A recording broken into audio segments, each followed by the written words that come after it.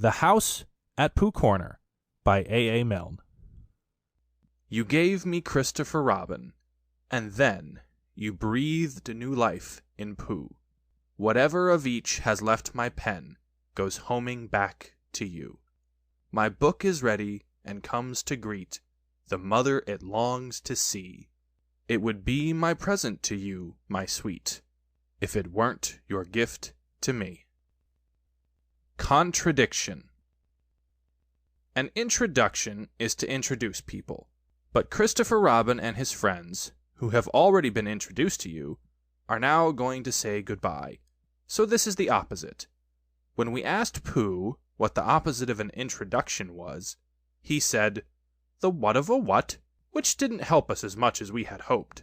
But luckily Owl kept his head and told us that the opposite of an introduction, my dear Pooh, was a contradiction, and, as he is very good at long words, I am sure that that's what it is. Why we are having a contradiction is because last week, when Christopher Robin said to me, "What about that story you were going to tell me about what happened to Pooh when—" I happened to say very quickly, "What about 9 times 107? And when he had done that one, we had one about cows going through a gate at 2 a minute, and there are 300 in the field. So how many are left after an hour and a half? We find these very exciting, and when we have been excited quite enough, we curl up and go to sleep. And Pooh, sitting wakeful a little longer on his chair by our pillow, thinks grand thoughts to himself about nothing, until he too closes his eyes and nods his head and follows us on tiptoe into the forest. There still we have magic adventures, more wonderful than any I have told you about. But now when we wake up in the morning, they are gone before we can catch hold of them. How did the last one begin? One day when Pooh was walking in the forest, there were 107 cows on a gate. No, you see, we have lost it. It was the best, I think. Well, here are some of the other ones, all that we shall remember now. But, of course, it isn't really goodbye, because the forest will always be there, and anybody who is friendly with bears can find it. Chapter 1, in which a house is built at Pooh Corner for Eeyore. One day when Pooh Bear had nothing else to do, he thought he would do something. So he went round to Piglet's house to see what Piglet was doing. It was still snowing as he stumped over the white forest track, and he expected to find Piglet warming his toes in front of his fire. But to his surprise, he saw that the door was open, and the more he looked inside, the more Piglet wasn't there. "He's out," said Pooh sadly. "That's what it is. He's not in. I shall have to go a fast thinking walk by myself. Bother." But first, he thought that he would knock very loudly just to make quite sure, and while he waited for Piglet not to answer, he jumped up and down to keep warm, and a hum came suddenly into his head, which seemed to him a good hum, such as is hummed hopefully to others. The more it snows, tiddly-pom, the more it goes, tiddly-pom, the more it goes, tiddly-pom, on snowing. And nobody knows, tiddly-pom, how cold my toes, tiddly-pom, how cold my toes, tiddly-pom, are growing. "So what I'll do," said Pooh, "is I'll do this. I'll just go home first and see what the time is, and perhaps I'll put a muffler round my neck, and then I'll go and see Eeyore and sing it to him." He hurried back to his own house, and his mind was so busy on the way with the hum that he was getting ready for Eeyore that, when he suddenly saw Piglet sitting in his best armchair, he could only stand there rubbing his head and wondering whose house he was in. "Hello, Piglet," he said. "I thought you were out." "No," said Piglet. "It's you who were out, Pooh." "So it was," said Pooh. "I knew one of us was." He looked up at his clock, which had stopped at 5 minutes to 11 some weeks ago. "Nearly 11 o'clock," said Pooh happily. "You're just in time for a little smackerel of something." And he put his head into the cupboard. "And then we'll go out, Piglet, and sing my song to Eeyore." "Which song, Pooh?" "The one we're going to sing to Eeyore," explained Pooh. The clock was still saying 5 minutes to 11 when Pooh and Piglet set on their way half an hour later. The wind had dropped, and the snow, tired of rushing round in circles, trying to catch itself up, now fluttered gently down until it found a place on which to rest. And sometimes the place was Pooh's nose, and sometimes it wasn't. And in a little while, Piglet was wearing a white muffler round his neck and feeling more snowy behind the ears than he had ever felt before. "Pooh," he said at last, and a little timidly because he didn't want Pooh to think he was giving in, "I was just wondering, how would it be if we went home now and practiced your song, and then sang it to Eeyore tomorrow, or the next day when we happen to see him?" "That's a very good idea, Piglet," said Pooh. "We'll practice it now as we go along, but it's no good going home to practice it, because it's a special outdoor song, which has to be sung in the snow." "Are you sure?" asked Piglet anxiously. "Well, you'll see, Piglet, when you listen, because this is how it begins. The more it snows, tiddly-pom." "Tiddly what?" said Piglet. "Pom," said Pooh. "I put that in to make it more hummy. The more it goes, tiddly-pom, the more—" "Didn't you say snows?" "Yes, but that was before." "Before the tiddly-pom?" "It was a different tiddly-pom," said Pooh, feeling rather muddled now. "I'll sing it to you properly, and then you'll see." So he sang it again. The more it snows, tiddly-pom, the more it goes, tiddly-pom, the more it goes, tiddly-pom, on snowing. And nobody knows, tiddly-pom, how cold my toes, tiddly-pom, how cold my toes, tiddly-pom, are growing. He sang it like that, which is much the best way of singing it, and when he had finished, he waited for Piglet to say that, of all the outdoor hums for snowy weather he had ever heard, this was the best. And after thinking the matter out carefully, Piglet said, "Pooh," he said solemnly, "it isn't the toes so much as the ears." By this time they were getting near Eeyore's gloomy place, which was where he lived, and as it was still very snowy behind Piglet's ears, and he was getting tired of it, they turned into a little pine wood, and sat down on the gate which led into it. They were out of the snow now, but it was very cold, and to keep themselves warm, they sang Pooh's song right through 6 times, Piglet doing the tiddly-poms, and Pooh doing the rest of it, and both of them thumping on the top of the gate with pieces of stick at the proper places. And in a little while they felt much warmer, and were able to talk again. "I've been thinking," said Pooh, "and what I've been thinking is this. I've been thinking about Eeyore." "What about Eeyore?" "Well, poor Eeyore has nowhere to live." "Nor he has," said Piglet. "You have a house, Piglet, and I have a house, and they are very good houses. And Christopher Robin has a house, and Owl and Kanga and Rabbit have houses, and even Rabbit's friends and relations have houses, or somethings. But poor Eeyore has nothing. So what I've been thinking is, let's build him a house." "That," said Piglet, "is a grand idea. Where shall we build it?" "We will build it here," said Pooh, "just by this wood, out of the wind, because this is where I thought of it. And we will call this Pooh Corner. And we will build an Eeyore house with sticks at Pooh Corner for Eeyore." "There was a heap of sticks on the other side of the wood," said Piglet. "I saw them, lots and lots, all piled up." "Thank you, Piglet," said Pooh. "What you have just said will be a great help to us. And because of it, I could call this place Pooh and Piglet Corner, if Pooh Corner didn't sound better, which it does, being smaller and more like a corner. Come along." So they got down off the gate, and went around to the other side of the wood to fetch the sticks. Christopher Robin had spent the morning indoors, going to Africa and back, and he had just got off the boat, and was wondering what it was like outside, when who should come knocking at the door but Eeyore. "Hello, Eeyore," said Christopher Robin, as he opened the door and came out. "How are you?" "It's snowing still," said Eeyore gloomily. "So it is." "And freezing." "Is it?" "Yes," said Eeyore. "However," he said, brightening up a little, "we haven't had an earthquake lately." "What's the matter, Eeyore?" "Nothing, Christopher Robin. Nothing important. I suppose you haven't seen a house or whatnot anywhere about." "What sort of a house?" "Just a house." "Who lives there?" "I do. At least I thought I did. But I suppose I don't. After all, we can't all have houses. But Eeyore, I didn't know. I always thought.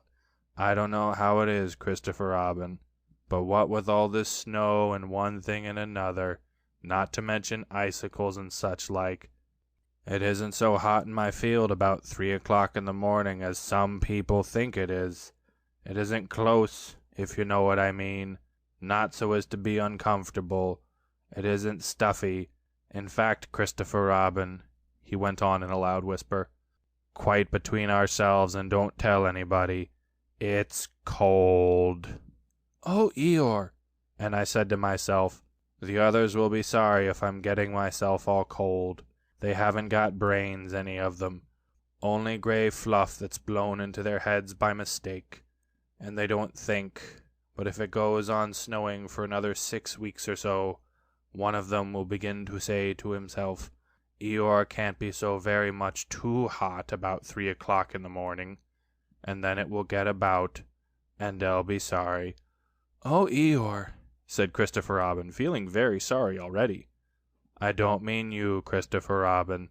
You're different. So what it all comes to is that I built myself a house down by my little wood.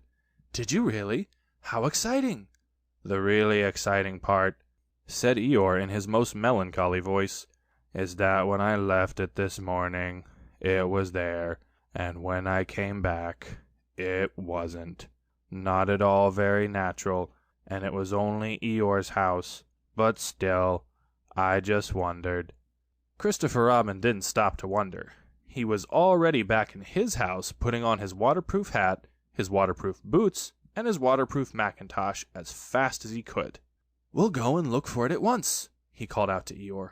Sometimes, said Eeyore, when people have quite finished taking a person's house, there are 1 or 2 bits which they don't want, and are rather glad for the person to take back, if you know what I mean. So I thought if we just went. Come on, said Christopher Robin, and off they hurried. And in a very little time, they got to the corner of the field by the side of the pine wood, where Eeyore's house wasn't any longer. There, said Eeyore, not a stick of it left. Of course I've still got all this snow to do what I like with. One mustn't complain. But Christopher Robin wasn't listening to Eeyore. He was listening to something else. Can't you hear it? He asked. What is it? Somebody laughing? Listen. They both listened, and they heard a deep, gruff voice, saying in a singing voice that the more it snowed, the more it went on snowing, and a small, high voice tiddly-palming in between. It's Pooh, said Christopher Robin excitedly. Possibly, said Eeyore. And Piglet, said Christopher Robin excitedly. Probably, said Eeyore. What we want is a trained bloodhound. The words of the song changed suddenly. We've finished our house, sang the gruff voice. Tiddly-palm, sang the squeaky one. It's a beautiful house. Tiddly-palm, I wish it were mine. Tiddly-palm. Pooh, shouted Christopher Robin. The singers on the gate stopped suddenly. It's Christopher Robin, said Pooh eagerly. He's round by the place where we got all those sticks from, said Piglet. Come on, said Pooh. They climbed down their gate and hurried round the corner of the wood, Pooh making welcoming noises all the way. Why, here is Eeyore, said Pooh, when he had finished hugging Christopher Robin, and he nudged Piglet, and Piglet nudged him, and they thought to themselves what a lovely surprise they had got ready. Hello, Eeyore. Same to you, Pooh Bear, and twice on Thursdays, said Eeyore gloomily. Before Pooh could say, why Thursdays, Christopher Robin began to explain the sad story of Eeyore's lost house, and Pooh and Piglet listened, and their eyes seemed to get bigger and bigger. Where did you say it was? asked Pooh. Just here, said Eeyore. Made of sticks? Yes. Oh, said Piglet. What? said Eeyore. I just said oh, said Piglet nervously, and so as to seem quite at ease, he hummed Tiddly-Palm once or twice in a what shall we do now kind of way. You're sure it was a house? said Pooh. I mean, you're sure the house was just here? Of course I am, said Eeyore, and he murmured to himself, no brain at all, some of them. Why, what's the matter, Pooh? asked Christopher Robin. "Well," said Pooh. "The fact is," said Pooh. "Well, the fact is," said Pooh. "You see," said Pooh. "It's like this," said Pooh. And something seemed to tell him that he wasn't explaining very well, and he nudged Piglet again. "It's like this," said Piglet quickly. "Only warmer," he added after deep thought. "What's warmer?" "The other side of the wood where Eeyore's house is." "My house," said Eeyore. "My house was here." "No," said Piglet firmly, "the other side of the wood." "Because of being warmer," said Pooh. "But I ought to know—" "Come and look," said Piglet simply, and he led the way. "There wouldn't be two houses," said Pooh. "Not so close together." They came round the corner, and there was Eeyore's house, looking as comfy as anything. "There you are," said Piglet. "Inside as well as outside," said Pooh proudly. Eeyore went inside and came out again. "It's a remarkable thing," he said. "It is my house, and I built it where I said I did. So the wind must have blown it here, and the wind blew it right over the wood, and blew it down here, and here it is as good as ever. In fact, better in places. Much better," said Pooh and Piglet together. "It just shows what can be done by taking a little trouble," said Eeyore. "Do you see, Pooh? Do you see, Piglet? Brains first, and then hard work. Look at it. That's the way to build a house," said Eeyore proudly. So they left him in it, and Christopher Robin went back to lunch with his friends Pooh and Piglet. And on the way they told him of the awful mistake they had made, and when he had finished laughing, they all sang the outdoor song for snowy weather the rest of the way home. Piglet, who was still not quite sure of his voice, putting in the tiddly-palms again. "And I know it seems easy," said Piglet to himself, "but it isn't everyone who could do it." End of chapter 1.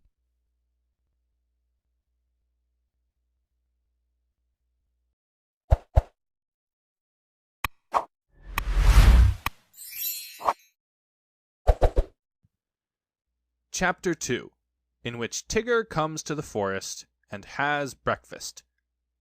Winnie the Pooh woke up suddenly in the middle of the night and listened.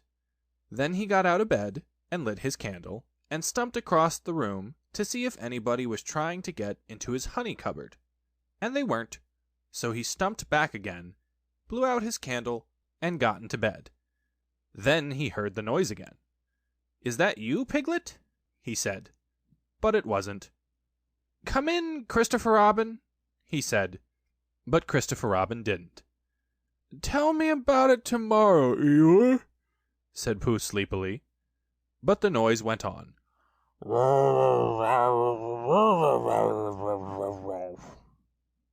Said whatever it was, and Pooh found that he wasn't asleep after all. What can it be? He thought. There are lots of noises in the forest, but this is a different one. It isn't a growl, and it isn't a purr, and it isn't a bark, and it isn't the noise you make before beginning a piece of poetry, but it's a noise of some kind, made by a strange animal, and he's making it outside my door. So I shall get up and ask him not to do it. He got out of bed and opened his front door. "Hello," said Pooh, in case there was anything outside. "Hello," said whatever it was. "Oh," said Pooh. "Hello! Hello!" "Oh, there you are," said Pooh. "Hello! Hello!" said the strange animal, wondering how long this was going on. Pooh was just going to say hello for the 4th time when he thought that he wouldn't. So he said, "Who is it?" instead. "Me," said a voice. "Oh," said Pooh. "Well, come here." So whatever it was came here, and in the light of the candle he and Pooh looked at each other. "I'm Pooh," said Pooh. "I'm Tigger," said Tigger. "Oh," said Pooh, for he had never seen an animal like this before. "Does Christopher Robin know about you?" "Of course he does," said Tigger. "Well," said Pooh, "it's the middle of the night, which is a good time for going to sleep. And tomorrow morning we'll have some honey for breakfast. Do Tiggers like honey?" They like everything, said Tigger cheerfully. Then if they like going to sleep on the floor, I'll go back to bed, said Pooh, and we'll do things in the morning. Good night. And he got back into bed and went fast asleep. When he awoke in the morning, the first thing he saw was Tigger, sitting in front of the glass and looking at himself. Hello, said Pooh. Hello, said Tigger. I found somebody just like me. I thought I was the only one of them.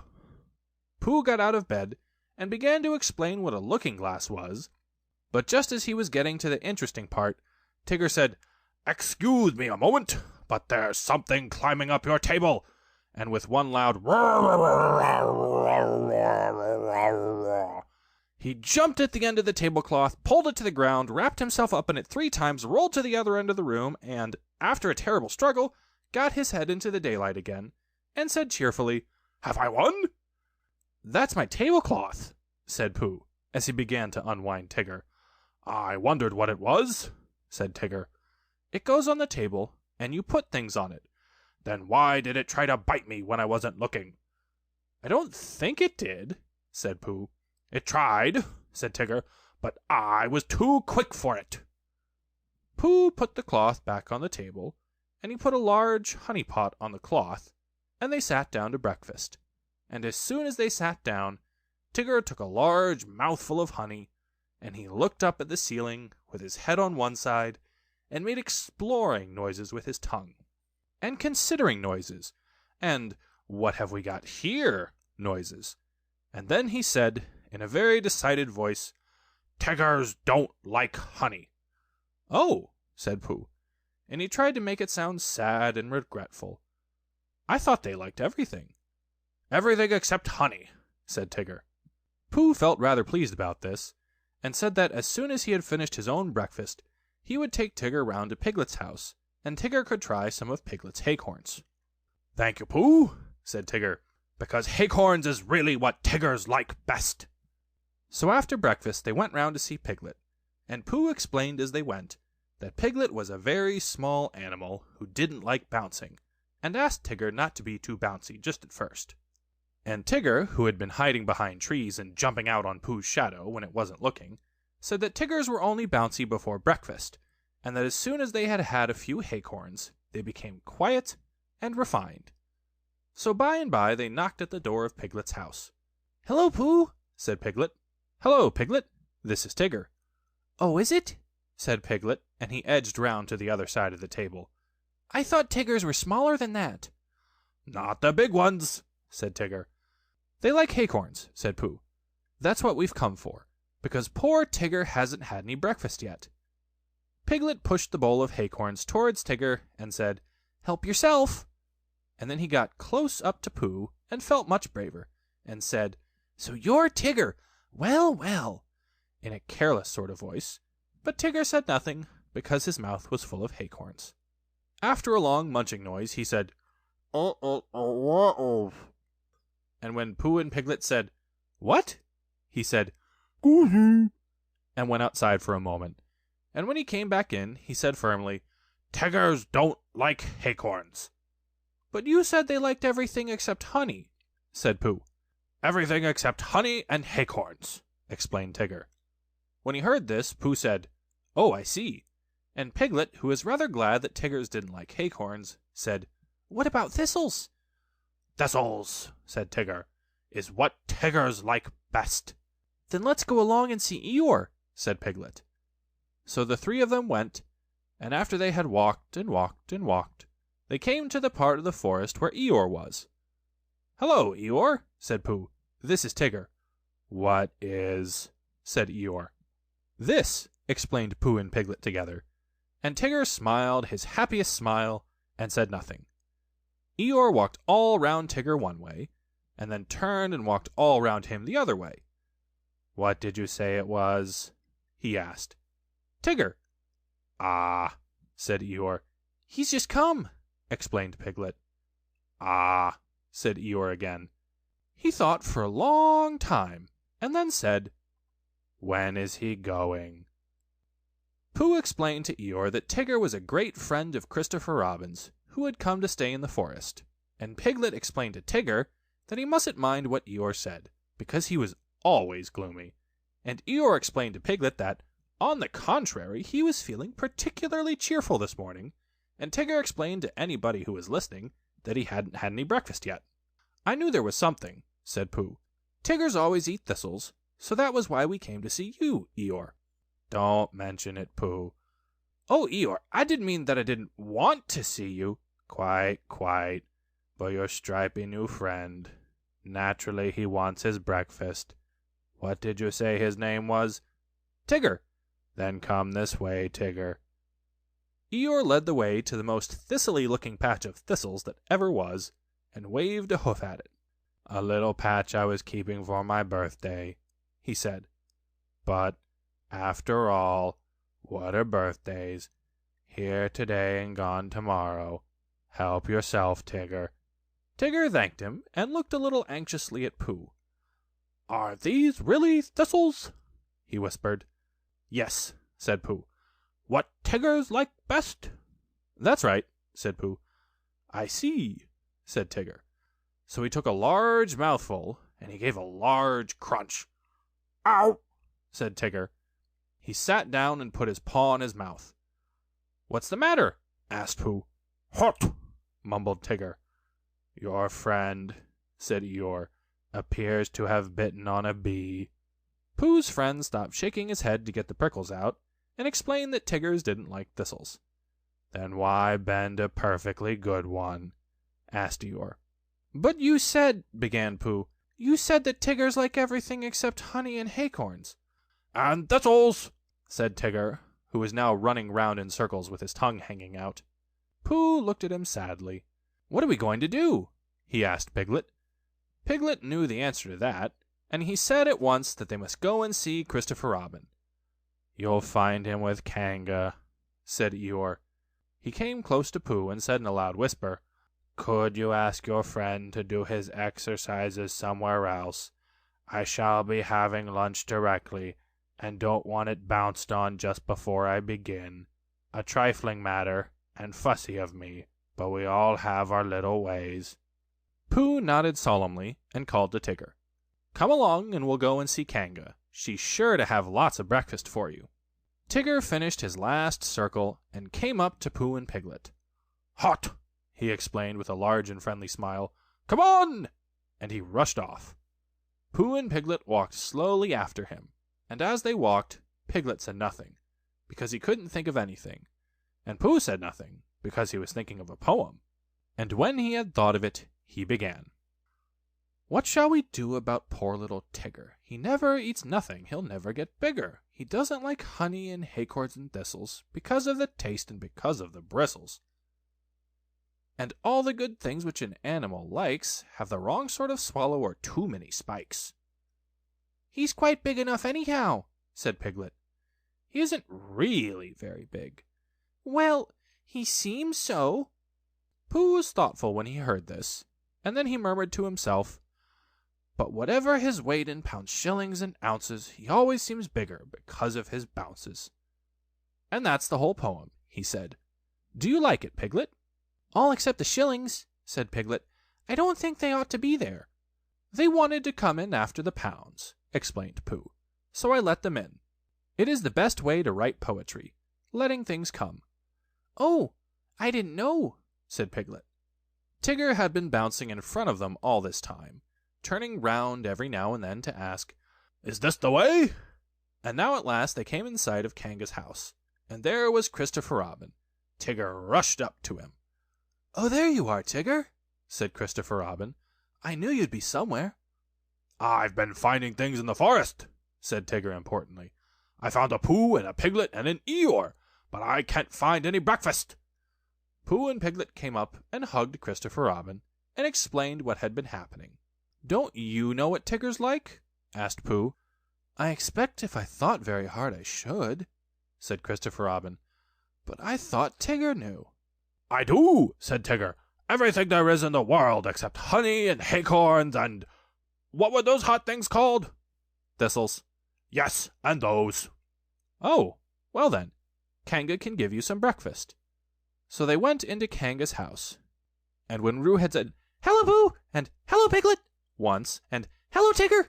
twice, because he had never said it before, and it sounded funny, they told Kanga what they wanted, and Kanga said very kindly, "Well, look in my cupboard, Tigger dear, and see what you'd like," because she knew at once that, however big Tigger seemed to be, he wanted as much kindness as Roo.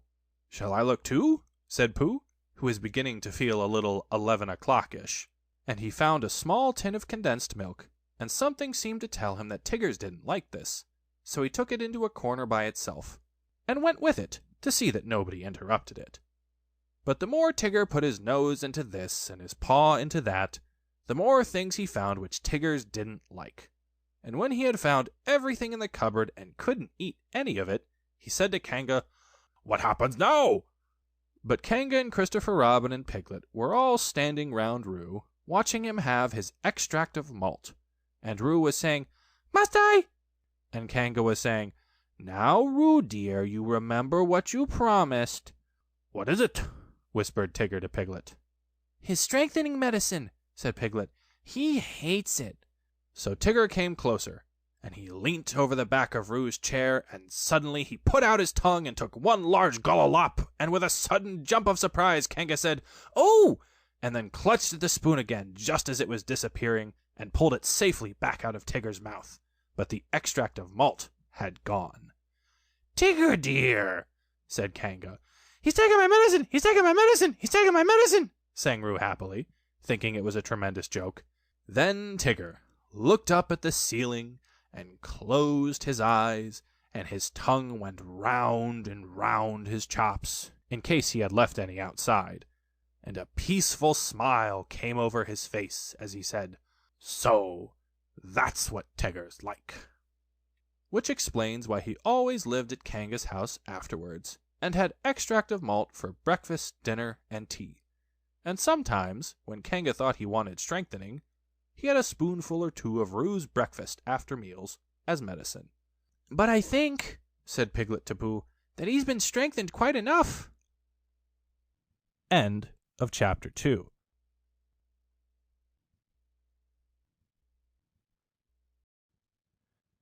Chapter 3, in which a search is organized, and Piglet nearly meets the heffalump again. Pooh was sitting in his house one day, counting his pots of honey, when there came a knock on the door. 14, said Pooh. "Come in." 14. Or was it 15? Bother, that's muddled me. "Hello, Pooh," said Rabbit. "Hello, Rabbit. 14, wasn't it?" "What was?" "My pots of honey, what I was counting." 14, that's right." "Are you sure?" "No," said Rabbit. "Does it matter?" "I just like to know," said Pooh humbly, "so as I can say to myself, I've got 14 pots of honey left. Or 15, as the case may be. It's sort of comforting." "Well, let's call it 16, said Rabbit. "What I came to say was, have you seen Small anywhere about?" "I don't think so," said Pooh.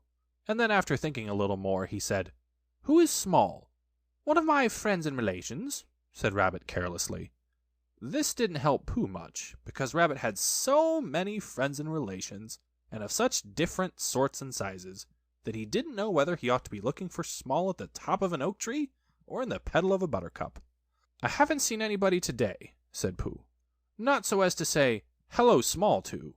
Did you want him for anything?"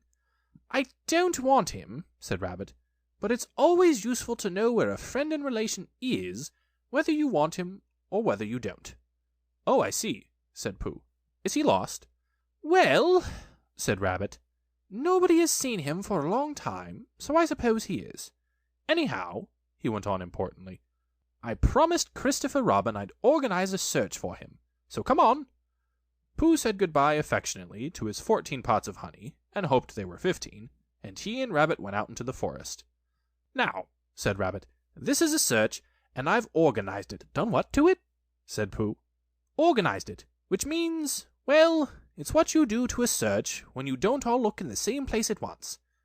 So, I want you, Pooh, to search by the 6 pine trees first, and then work your way towards Owl's house, and look out for me there. Do you see?" "No," said Pooh. "What? Then I'll see you at Owl's house in about an hour's time. Is Piglet organized too?" "We all are," said Rabbit, and off he went.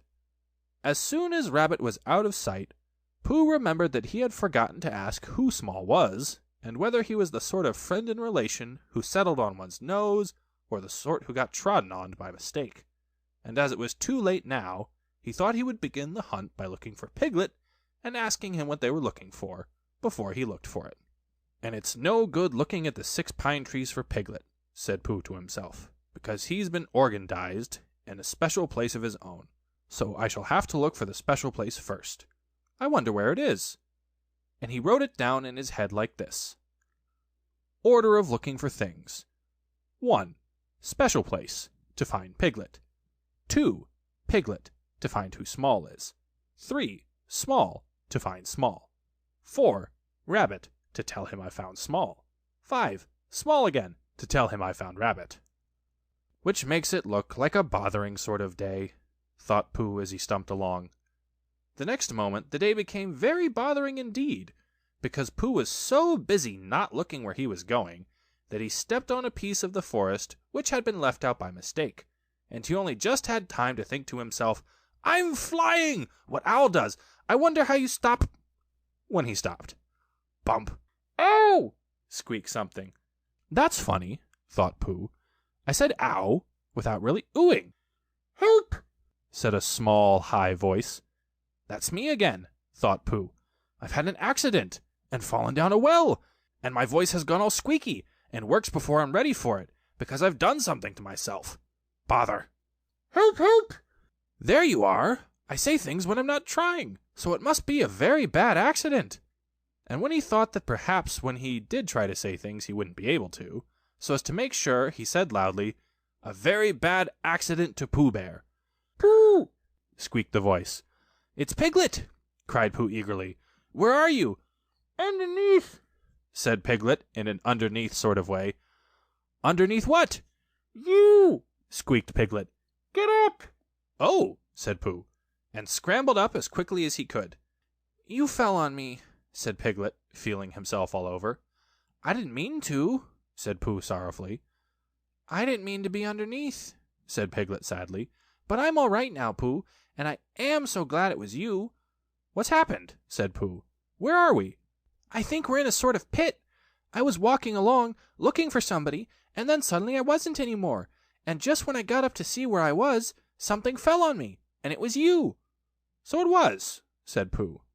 "Yes," said Piglet.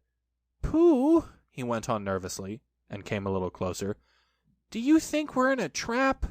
Pooh hadn't thought about it at all, but now he nodded, for suddenly he remembered how he and Piglet had once made a Pooh trap for heffalumps, and he guessed what had happened. He and Piglet had fallen into a heffalump trap for Poohs. That was what it was. "What happens when the heffalump comes?" asked Piglet tremblingly, when he had heard the news. "Perhaps he won't notice you, Piglet," said Pooh encouragingly, "because you're a very small animal. But he'll notice you, Pooh. He'll notice me, and I shall notice him," said Pooh, thinking it out. "We'll notice each other for a long time, and then he'll say, 'Ho, ho!'" Piglet shivered a little at the thought of that "ho, ho," and his ears began to twitch. "Well, what will you say?" he asked. Pooh tried to think of something he would say, but the more he thought, the more he felt that there is no real answer to "ho, ho," said by a heffalump, in the sort of voice this heffalump was going to say it in. "I shan't say anything," said Pooh at last. "I shall just hum to myself, as if I was waiting for something." "Then perhaps he'll say, 'Ho, ho,' again?" suggested Piglet anxiously. "He will," said Pooh. Piglet's ears twitched so quickly that he had to lean them against the side of the trap to keep them quiet. "He will say it again," said Pooh, "and I shall go on humming, and that will upset him, because when you say 'ho, ho' twice in a gloating sort of way, and the other person only hums, you suddenly find, just as you begin to say it the third time, well, you find—" "What?" "That it isn't," said Pooh. "Isn't what?" Pooh knew what he meant, but being a bear of very little brain, couldn't think of the words. "Well, it just isn't," he said again. "You mean it isn't ho-ho-ish any more?" said Piglet hopefully. Pooh looked at him admiringly, and said that that was what he meant, if you went on humming all the time, because you couldn't go on saying "ho-ho" forever. "But he'll say something else," said Piglet. That's just it. He'll say, "What's all this?" And then I shall say, and this is a very good idea, Piglet, which I've just thought of. I shall say, "It's a trap for a heffalump which I've made, and I'm waiting for the heffalump to fall in." And I shall go on humming. That will unsettle him. "Pooh!" cried Piglet, and now it was his turn to be the admiring one. "You saved us!" "Have I?" said Pooh, not feeling quite sure. But Piglet was quite sure, and his mind ran on, and he saw Pooh and the heffalump talking to each other. And he thought suddenly, and a little sadly, that it would have been rather nice if it had been Piglet and the heffalump talking so grandly to each other, and not Pooh, much as he loved Pooh, because he really had more brain than Pooh, and the conversation would go better if he and not Pooh were doing one side of it, and it would be comforting afterwards, in the evenings, to look back on the day when he answered a heffalump back as bravely as if the heffalump wasn't there. It seemed so easy now. He knew just what he would say. Heffalump, gloatingly, "Ho, ho!" Piglet, carelessly, "Tra-la-la, tra-la-la." Heffalump, surprised, and not quite so sure of himself, "Ho, ho!" Piglet, more carelessly still, "Tiddle-um-tum, tiddle-um-tum." Heffalump, beginning to say ho-ho and turning it awkwardly into a cough, "What's all this?"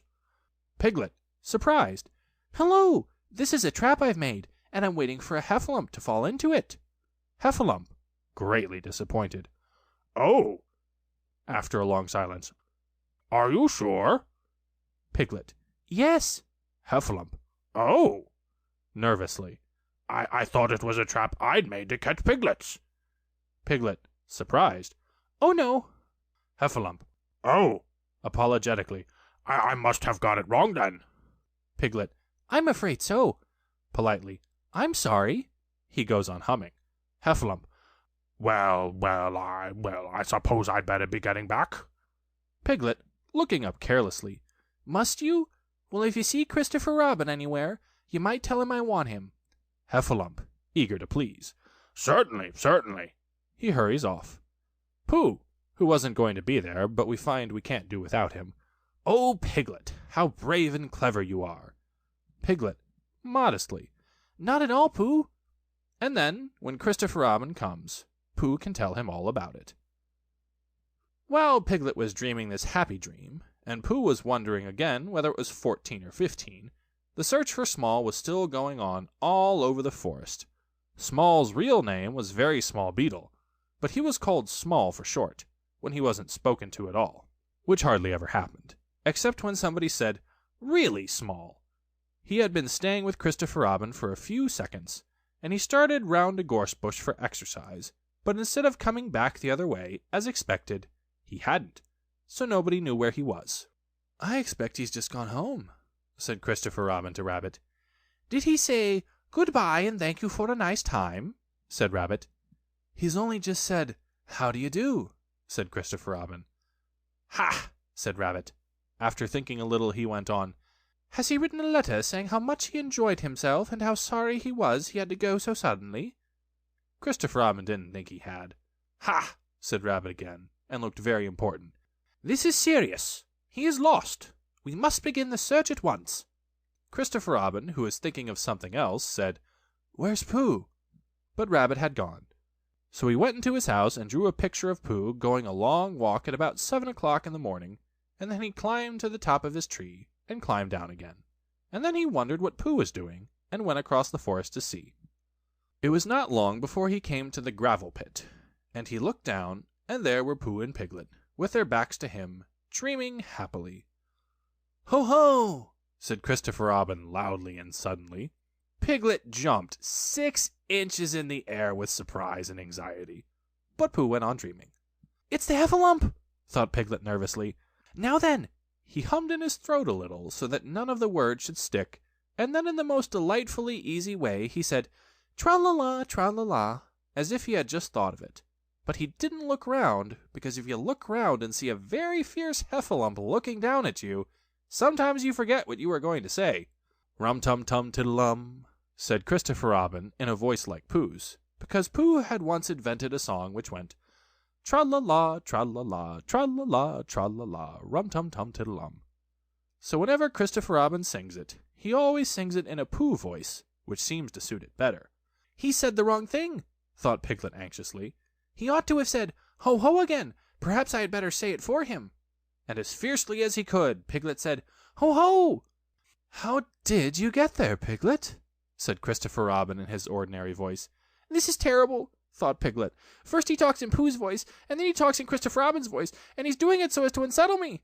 And being now completely unsettled, he said very quickly and squeakily, "This is a trap for Poohs, and I'm waiting to fall in it. Ho, ho! What's all this?" And then I say, "Ho, ho!" again. "What?" said Christopher Robin. "A trap for ho-hos," said Piglet huskily. "I've just made it, and I'm waiting for the ho-ho to come." How long Piglet would have gone on like this, I don't know. But at that moment, Pooh woke up suddenly and decided that it was 16. So he got up, and as he turned his head so as to soothe himself in that awkward place in the middle of the back where something was tickling him, he saw Christopher Robin. "Hello!" he shouted joyfully. "Hello, Pooh!" Piglet looked up and looked away again, and he felt so foolish and uncomfortable that he had almost decided to run away to sea and be a sailor when suddenly he saw something. "Pooh!" he cried. "There's something climbing up your back." "I thought there was," said Pooh. "It's small!" cried Piglet. "Oh, that's who it is it?" said Pooh. "Christopher Robin, I found Small!" cried Piglet. "Well done, Piglet," said Christopher Robin, and at these encouraging words Piglet felt quite happy again, and decided not to be a sailor after all. So when Christopher Robin had helped them out of the gravel pit, they all went off together, hand in hand. And 2 days later, Rabbit happened to meet Eeyore in the forest. "Hello, Eeyore," he said. "What are you looking for?" "Small, of course," said Eeyore. "Haven't you any brain?" "Oh, but didn't I tell you?" said Rabbit. "Small was found 2 days ago." There was a moment's silence. "Ha, ha," said Eeyore bitterly. "Merry mitten, what not. Don't apologize. It's just what would happen." End of chapter 3.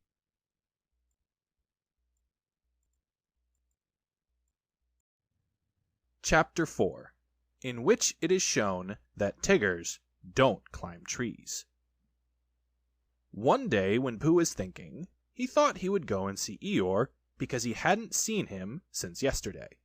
And as he walked through the heather, singing to himself, he suddenly remembered that he hadn't seen Owl since the day before yesterday. So he thought that he would just look in at the 100 Acre Wood on the way and see if Owl was at home.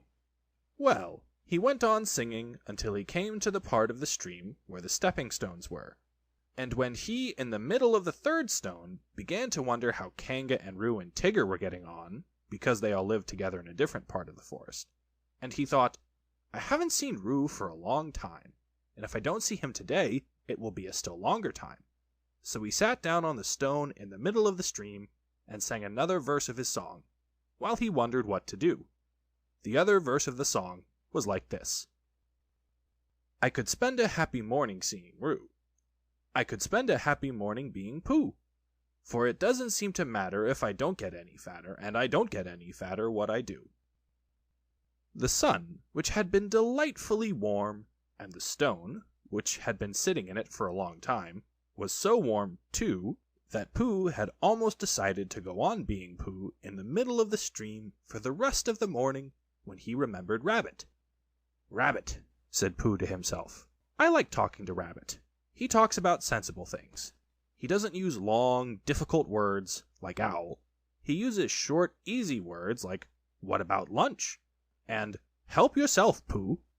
I suppose I really ought to go and see Rabbit, which made him think of another verse. Oh, I like his way of talking, yes I do. It's the nicest way of talking just for two. And to help yourself with Rabbit, though it may become a habit, is a pleasant sort of habit for a Pooh. So, when he had sung this, he got up off his stone, walked back across the stream, and set off for Rabbit's house. But he hadn't got far before he began to say to himself, yes, but suppose Rabbit is out. Or suppose I get stuck in his front door again, coming out, as I did once when his front door wasn't big enough. Because I know I'm not getting fatter, but his front door may be getting thinner, So wouldn't it be better if... And all the time he was saying things like this, he was going more and more westerly without thinking, until suddenly he found himself at his own front door again. And it was 11 o'clock, which was time for a little something. Half an hour later, he was doing what he had always really meant to do. He was stumping off to Piglet's house. And as he walked, he wiped his mouth with the back of his paw and sang a rather fluffy song through the fur. It went like this. I could spend a happy morning seeing Piglet, and I couldn't spend a happy morning not seeing Piglet. And it doesn't seem to matter if I don't see Al and Eeyore or any of the others, and I'm not going to see Al or Eeyore or any of the others or Christopher Robin.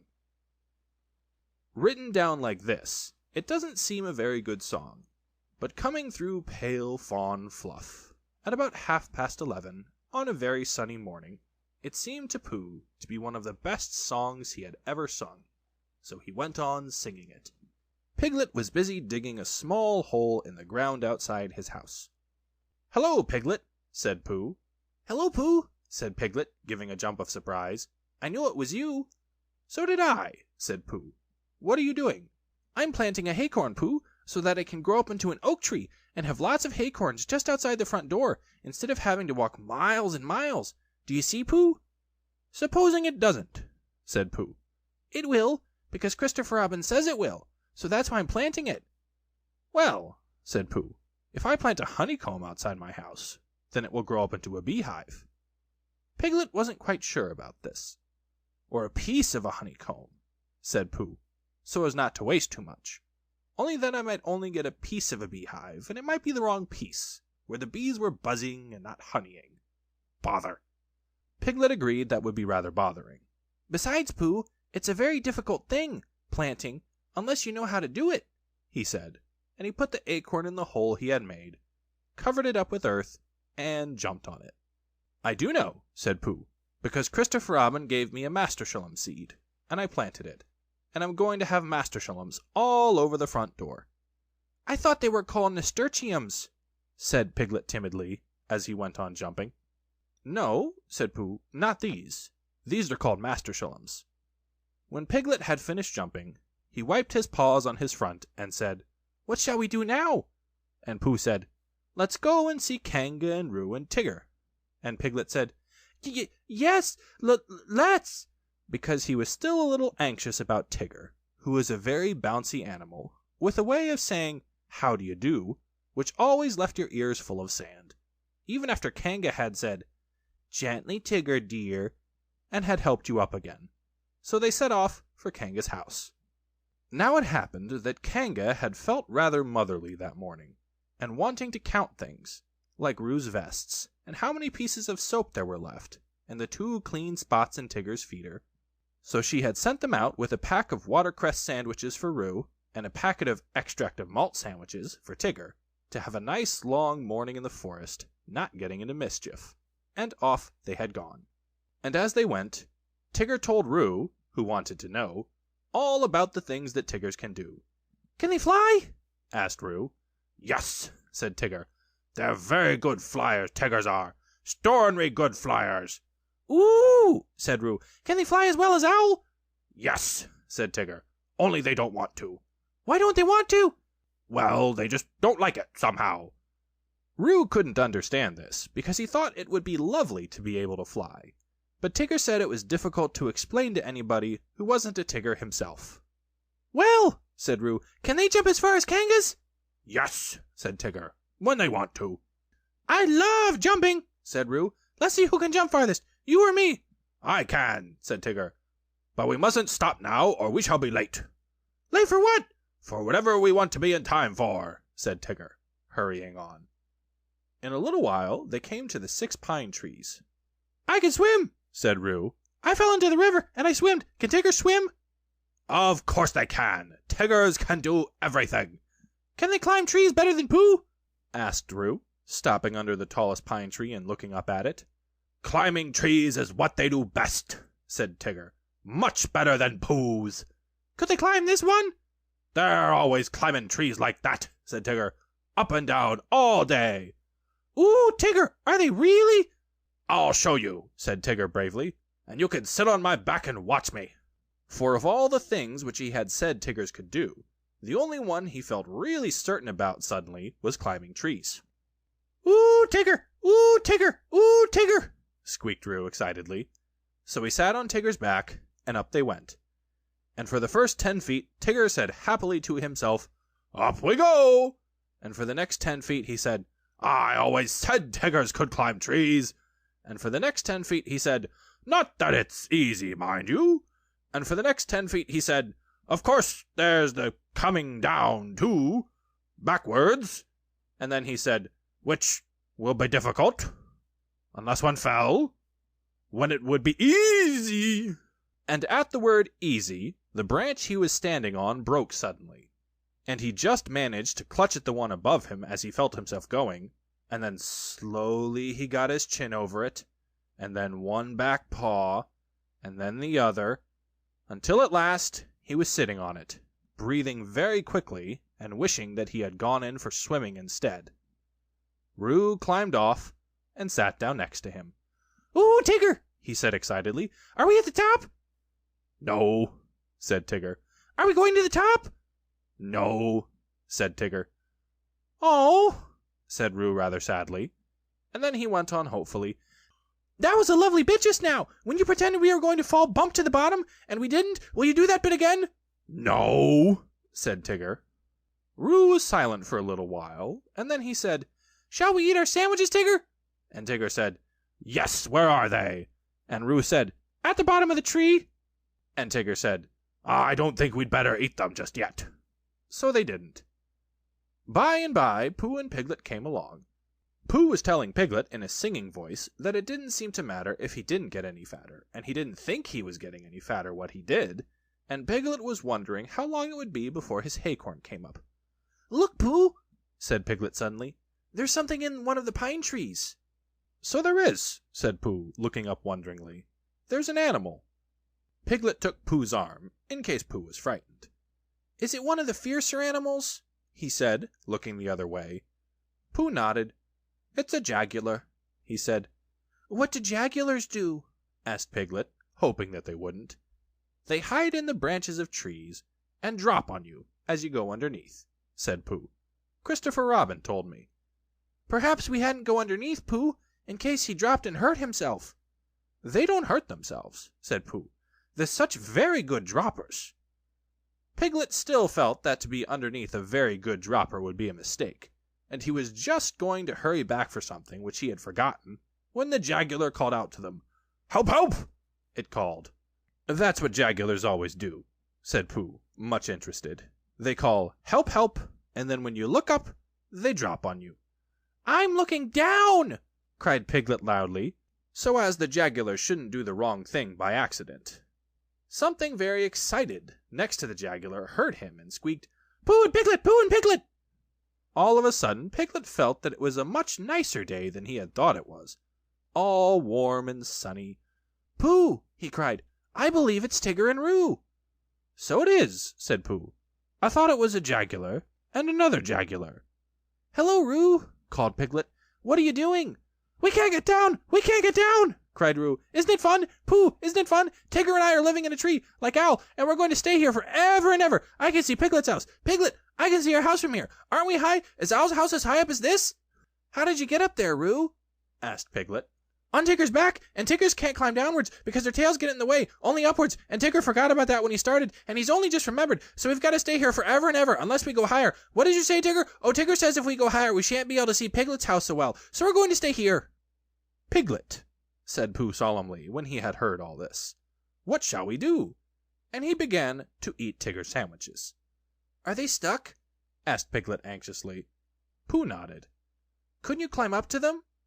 "I might, Piglet, and I might bring Roo down on my back, but I couldn't bring Tigger down, so we must think of something else." And in a thoughtful way, he began to eat Roo's sandwiches too.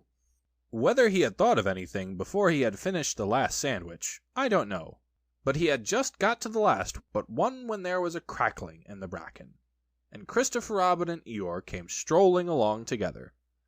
"I shouldn't be surprised if it hailed a good deal tomorrow," Eeyore was saying. "Blizzards and what not. Being fine today doesn't mean anything. It has no what's that word? Well, it has none of that. It's just a small piece of weather. There's Pooh, said Christopher Robin, who didn't much mind what it did tomorrow, as long as he was out in it. Hello, Pooh.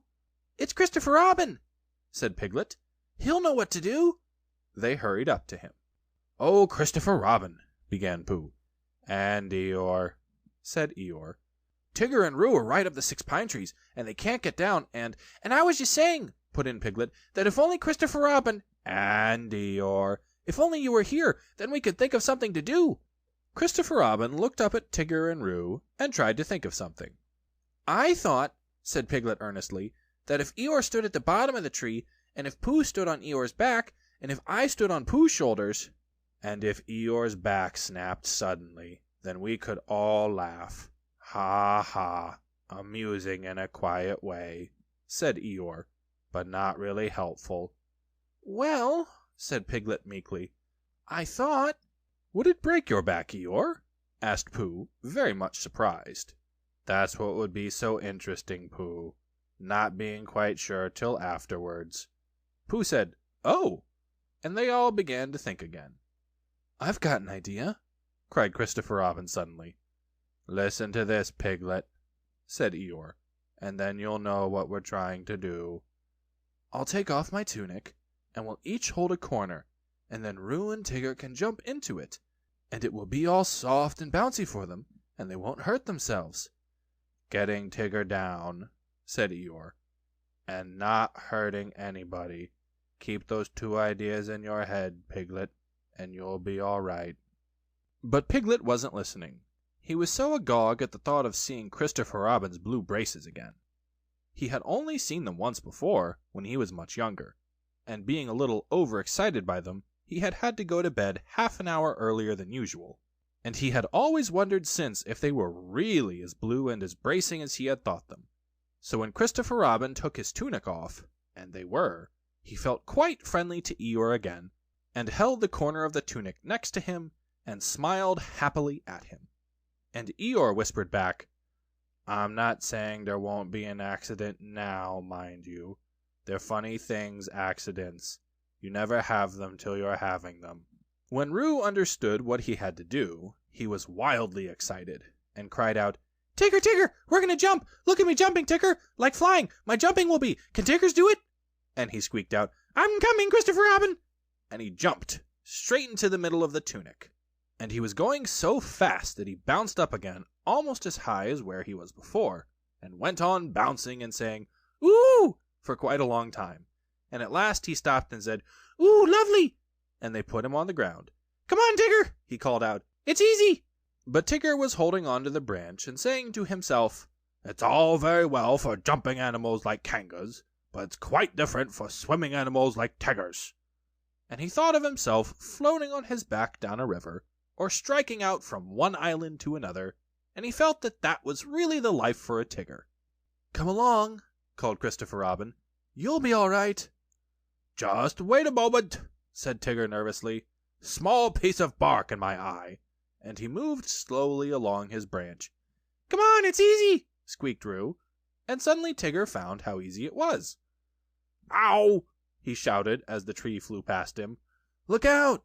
Cried Christopher Robin to the others. There was a crash, and a tearing noise, and a confused heap of everybody on the ground.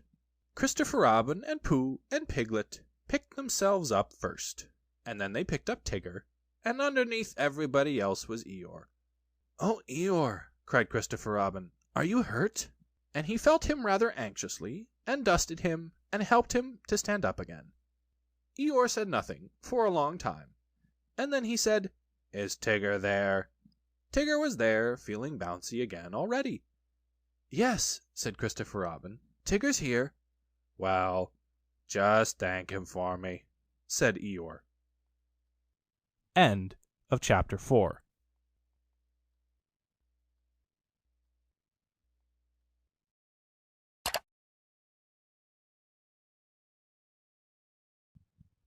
Chapter 5, in which Rabbit has a busy day, and we learn what Christopher Robin does in the mornings.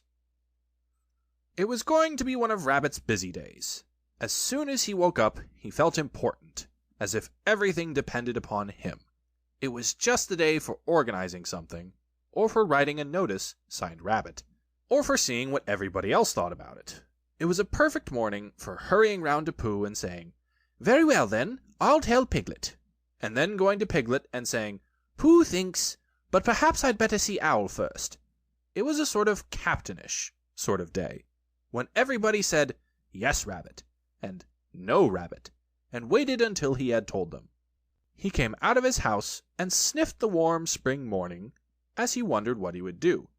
Kanga's house was nearest, and at Kanga's house was Roo, who said, "Yes, Rabbit," and "No, Rabbit," almost better than anybody else in the forest.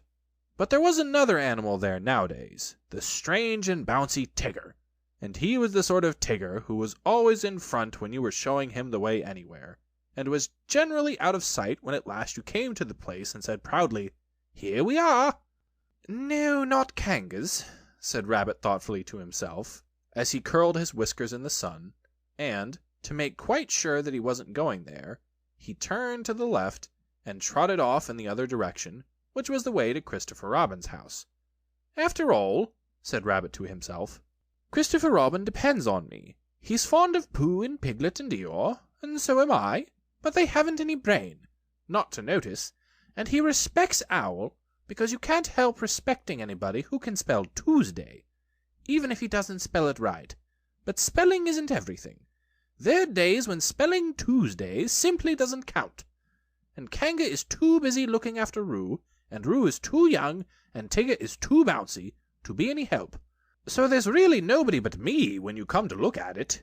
I'll go and see if there's anything he wants doing, and then I'll do it for him. It's just the day for doing things." He trotted along happily, and by he crossed the stream, and came to the place where his friends and relations lived. There seemed to be even more of them about than usual this morning, and having nodded to a hedgehog or two with whom he was too busy to shake hands, and having said, good morning," importantly to some of the others, and "Ah, there you are," kindly to the smaller ones, he waved a paw at them over his shoulder, and was gone, leaving such an air of excitement and I don't know what behind him, that several members of the Beetle family, including Henry Rush, made their way at once to the 100 Acre Wood, and began climbing trees in the hope of getting to the top before it happened, whatever it was, so that they might see it properly. Rabbit hurried on by the edge of the 100 Acre Wood, feeling more important every minute, and soon he came to the tree where Christopher Robin lived. He knocked at the door, and he called out once or twice, and then he walked back a little way, and put his paw up to keep the sun out, and called to the top of the tree, and then he turned all round and shouted, "Hello!" and "I say, it's Rabbit!" But nothing happened. Then he stopped and listened, and everything stopped and listened with him. And the forest was very lone and still and peaceful in the sunshine, until suddenly, 100 miles above him, a lark began to sing. "Bother," said Rabbit, "he's gone out." He went back to the green front door just to make sure, and he was turning away, feeling that his morning had got all spoilt, when he saw a piece of paper on the ground, and there was a pin in it, as if it had fallen off the door. "Ha!" said Rabbit, feeling quite happy again. "Another notice." This is what it said.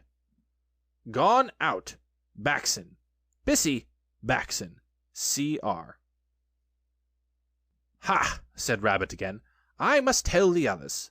And he hurried off importantly. The nearest house was Owl's, and to Owl's house in the 100 Acre Wood he made his way. He came to Owl's door, and he knocked, and he rang, and he rang, and he knocked. And at last Owl's came out and said, "Go away, I'm thinking, oh, it's you," which was how he always began. "Owl," said Rabbit shortly, "you and I have brains, the others have fluff. If there is any thinking to be done in this forest, and when I say thinking, I mean thinking, you and I must do it." "Yes," said Owl, "I was." "Read that." Owl took Christopher Robin's notice from Rabbit and looked at it nervously. He could spell his own name, W-O-L, and he could spell Tuesday, so that you knew it wasn't Wednesday, and he could read quite comfortably when you weren't looking over his shoulder and saying, "well," all the time, and he could... "Well?" said Rabbit. "Yes," said Owl, looking wise and thoughtful. "I see what you mean. Undoubtedly." "Well?" "Exactly," said Owl. "Precisely." And he added, after a little thought, "If you had not come to me, I should have come to you." "Why?" asked Rabbit. "For that very reason," said Owl, hoping that something helpful would happen soon. "Yesterday morning," said Rabbit solemnly, "I went to see Christopher Robin. He was out. Pinned on his door was a notice." "The same notice?" "A different one, but the meaning was the same. It's very odd." "Amazing," said Owl, looking at the notice again, and getting, just for a moment, a curious sort of feeling that something had happened to Christopher Robin's back. "What did you do?" "Nothing." "The best thing," said Owl wisely. "Well?" said Rabbit again, as Owl knew he was going to. "Exactly," said Owl. For a little while he couldn't think of anything more, and then all of a sudden he had an idea. "Tell me, Rabbit," he said, "the exact words of the first notice. This is very important. Everything depends on this. The exact words of the first notice." "It was just the same as that one, really." Owl looked at him, and wondered whether to push him off the tree, but feeling that he could always do it afterwards, he tried once more to find out what they were talking about. "The exact words, please," he said, as if Rabbit hadn't spoken. "It just said, 'Gone out, Baxen,' same as this, only this says, 'Bissy Baxen,' too." Owl gave a great sigh of relief. "Ah," said Owl, "now we know where we are." "Yes, but where's Christopher Robin?" said Rabbit. "That's the point." Owl looked at the notice again. To one of his education, the reading of it was easy. Gone out, Baxen, Bissy Baxen. Just the sort of thing you'd expect to see on a notice. "It is quite clear what has happened, my dear Rabbit," he said. "Christopher Robin has gone out somewhere with Baxen. He and Baxen are busy together. Have you seen a Baxen anywhere about in the forest lately?" "I don't know," said Rabbit.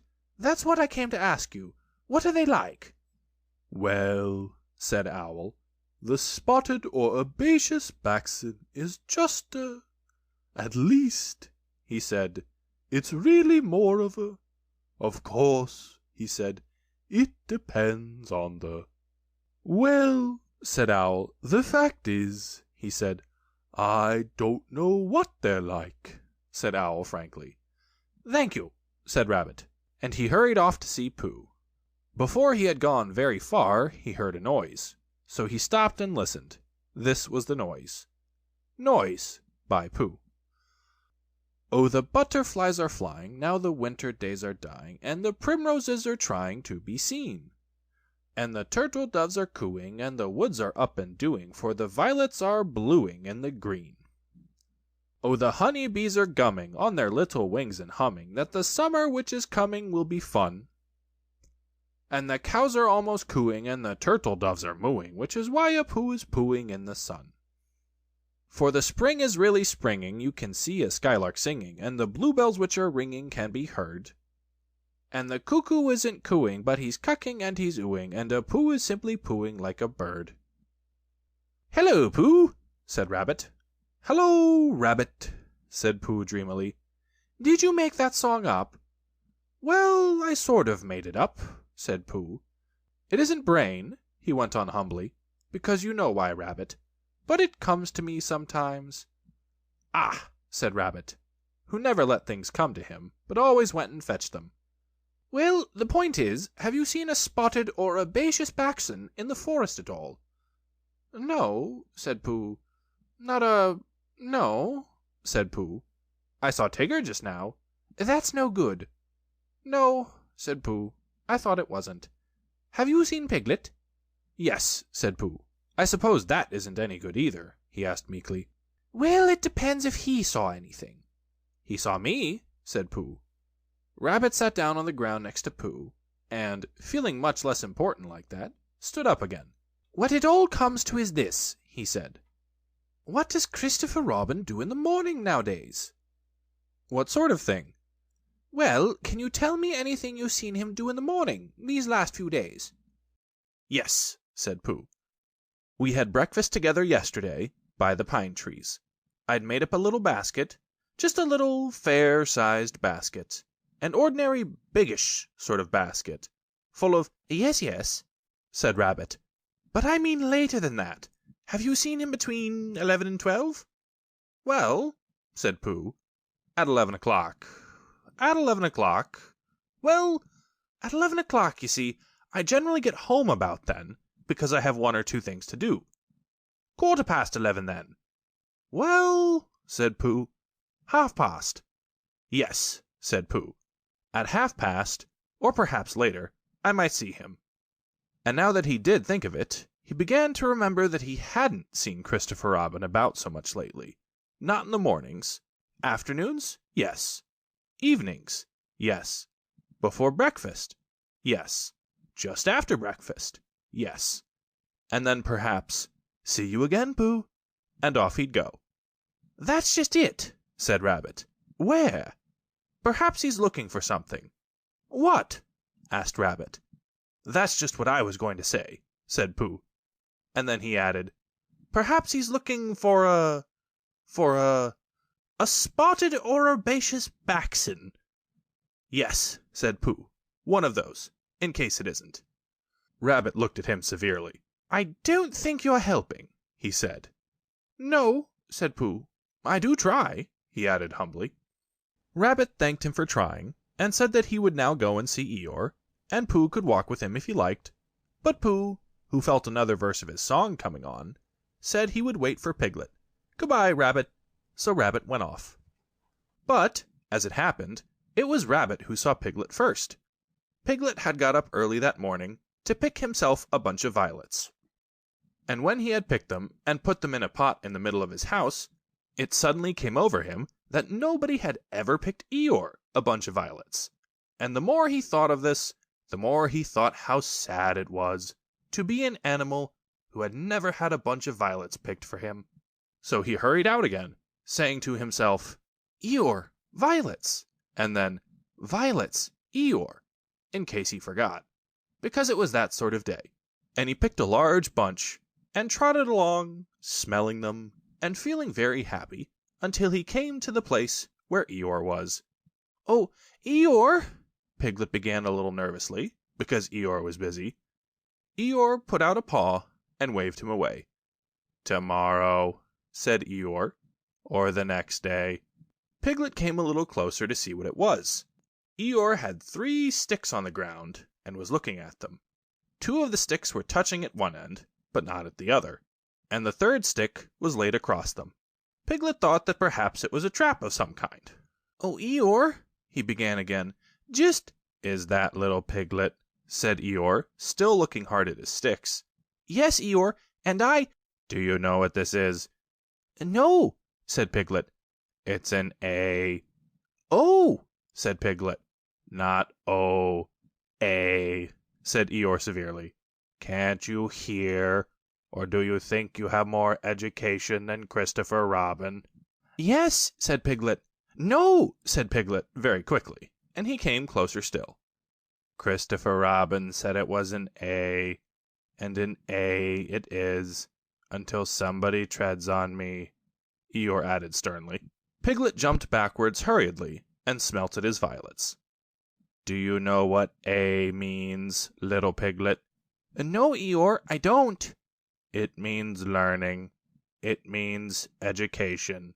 It means all the things that you and Pooh haven't got.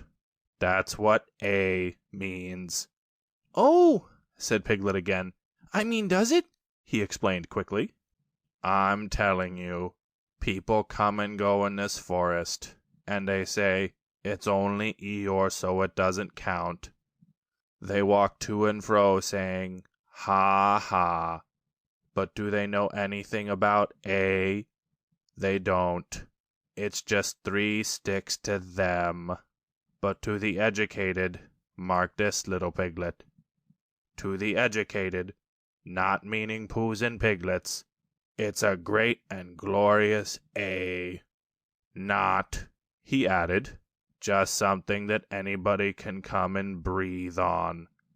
Piglet stepped back nervously and looked round for help. "Here's Rabbit," he said gladly. "Hello, Rabbit." Rabbit came up importantly, nodded to Piglet, and said, "Ah, Eeyore," in the voice of someone who would be saying, "Goodbye," in about 2 more minutes. "There's just one thing I wanted to ask you, Eeyore. What happens to Christopher Robin in the mornings nowadays?" "What's this I'm looking at?" said Eeyore, still looking at it. 3 sticks, said Rabbit promptly. "You see," said Eeyore to Piglet. He turned to Rabbit. "I will now answer your question," he said solemnly. "Thank you," said Rabbit.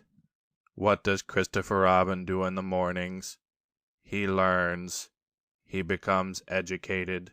He instigates. I think that is the word he mentioned, but I may be referring to something else. He instigates knowledge. In my small way, I also, if I have the word right, am doing what he does. That, for instance, is—" "An A," said Rabbit, "but not a very good one. Well, I must get back and tell the others." Eeyore looked at his sticks, and then he looked at Piglet. "What did Rabbit say it was?" he asked. "An A," said Piglet.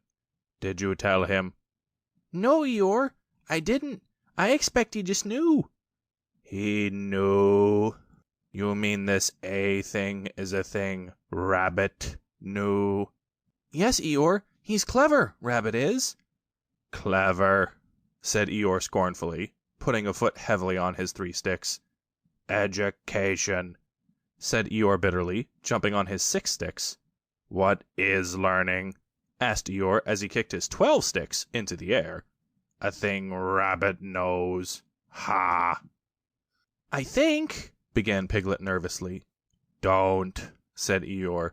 "I think violets are rather nice," said Piglet, and he laid his bunch in front of Eeyore and scampered off.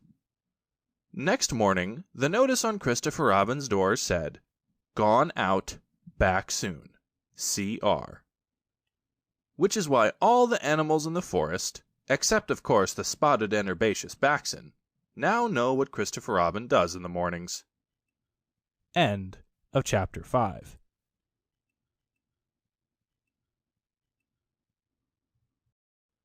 Chapter 6, in which Pooh invents a new game, and Eeyore joins in.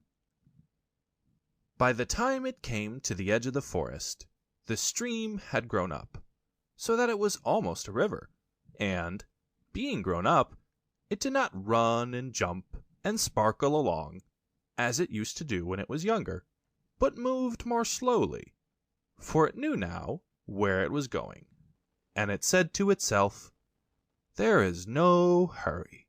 We shall get there some day." But all the little streams higher up in the forest went this way and that, quickly, eagerly, having so much to find out before it was too late. There was a broad track, almost as broad as a road, leading from the outland to the forest. But before it could come to the forest, it had to cross this river. So, where it crossed, there was a wooden bridge, almost as broad as a road, with wooden rails on each side of it. Christopher Robin could just get his chin to the top rail, if he wanted to, but it was more fun to stand on the bottom rail, so that he could lean right over and watch the river slipping slowly away beneath him. Pooh could get his chin on the bottom rail if he wanted to, but it was more fun to lie down and get his head under it, and watch the river slipping slowly away beneath him. And this was the only way in which Piglet and Roo could watch the river at all, because they were too small to reach the bottom rail. So they would lie down and watch it. And it slipped away very slowly, being in no hurry to get there. One day, when Pooh was walking towards this bridge, he was trying to make up a piece of poetry about fir cones, because there they were, lying about on each side of him, and he felt singy. So he picked up a fir cone and looked at it, and said to himself, "This is a very good fir cone, and something ought to rhyme to it." But he couldn't think of anything. And then this came into his head suddenly. "Here is a mystery about a little fir tree. Owl says it's his tree, and Kanga says it's her tree." "Which doesn't make sense," said Pooh, "because Kanga doesn't live in a tree." He had just come to the bridge, and not looking where he was going, he tripped over something, and the fir cone jerked out of his paw into the river. "Bother," said Pooh, as it floated away under the bridge, and he went back to get another fir cone which had a rhyme to it. But then he thought that he would just look at the river instead, because it was a peaceful sort of day. So he lay down and looked at it, and it slipped slowly away beneath him. And suddenly there was his fir cone slipping away too. "That's funny," said Pooh. "I dropped it on the other side," said Pooh, "and it came out on this side. I wonder if it would do it again." And he went back for some more fir cones. It did. It kept on doing it. Then he dropped two in at once, and leant over the bridge to see which of them would come out first, and one of them did. But as they were both the same size, he didn't know if it was the one which he wanted to win, or the other one. So the next time he dropped one big one and one little one, and the big one came out first, which was what he had said it would do, and the little one came out last, which was what he had said it would do. So he had won twice. And when he went home for tea, he had won 36 and lost 28, which meant that he had, well, you take 28 from 36, and that's what he was, instead of the other way round. And that was the beginning of the game called Pooh Sticks, which Pooh invented, and which he and his friends used to play on the edge of the forest. But they played with sticks instead of fir cones, because they were easier to mark. Now one day, Pooh and Piglet and Rabbit and Roo were all playing Pooh Sticks together. They had dropped their sticks in when Rabbit said, "Go!" And then they had hurried across to the other side of the bridge, and now they were all leaning over the edge, waiting to see whose stick would come out first. But it was a long time coming, because the river was very lazy that day, and hardly seemed to mind if it didn't ever get there at all. "I can see mine!" cried Roo. "No, I can't. It's something else. Can you see yours, Piglet? I thought I could see mine, but I couldn't. There it is. No, it isn't. Can you see yours, Pooh?" "No," said Pooh. "I expect my stick's stuck," said Roo. "Rabbit, my stick's stuck. Is your stick stuck, Piglet?" "They always take longer than you think," said Rabbit. "How long do you think they'll take?" asked Roo. "I can see yours, Piglet," said Pooh suddenly. "Mine's a sort of grayish one," said Piglet, not daring to lean too far over in case he fell in. "Yes, that's what I can see. It's coming over onto my side." Rabbit leant over further than ever, looking for his, and Roo wriggled up and down, calling out, "Come on, stick! Stick, stick, stick!" And Piglet got very excited because his was the only one which had been seen, and that meant that he was winning. "It's coming," said Pooh. "Are you sure it's mine?" squeaked Piglet excitedly. "Yes, because it's gray. A big gray one. Here it comes. A very big gray... Oh, no, it isn't. It's Eeyore." And out floated Eeyore. "Eeyore?" cried everybody.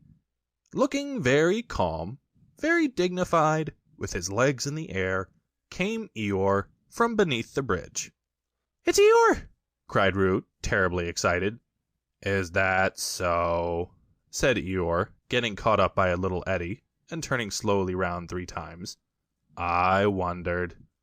"I didn't know you were playing," said Roo. "I'm not," said Eeyore. "Eeyore, what are you doing there?" said Rabbit. "I'll give you 3 guesses, Rabbit. Digging holes in the ground. Wrong.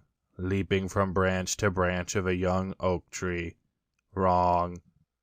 Waiting for somebody to help me out of the river. Right. Give Rabbit time, and he'll always get the answer." "But Eeyore," said Pooh in distress, how shall we... Do you think if we...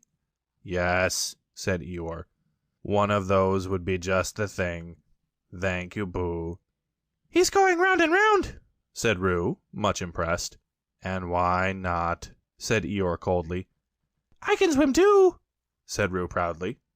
Not round and round, said Eeyore. It's much more difficult. I didn't want to come swimming at all today, he went on, revolving slowly. But if, when I decide to practice a slight circular movement from right to left, or perhaps I should say, he added as he got into another eddy, from left to right, just as it happens to occur to me, it is nobody's business but my own. There was a moment's silence while everybody thought. I've got a sort of idea, said Pooh at last, but I don't suppose it's a very good one. I don't suppose it is either, said Eeyore. Go on, Pooh, said Rabbit. Let's have it.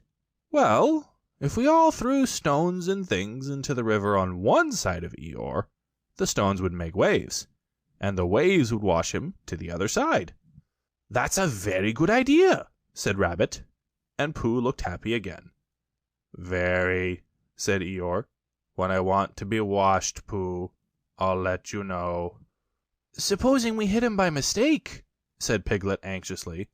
Or supposing you missed him by mistake, said Eeyore.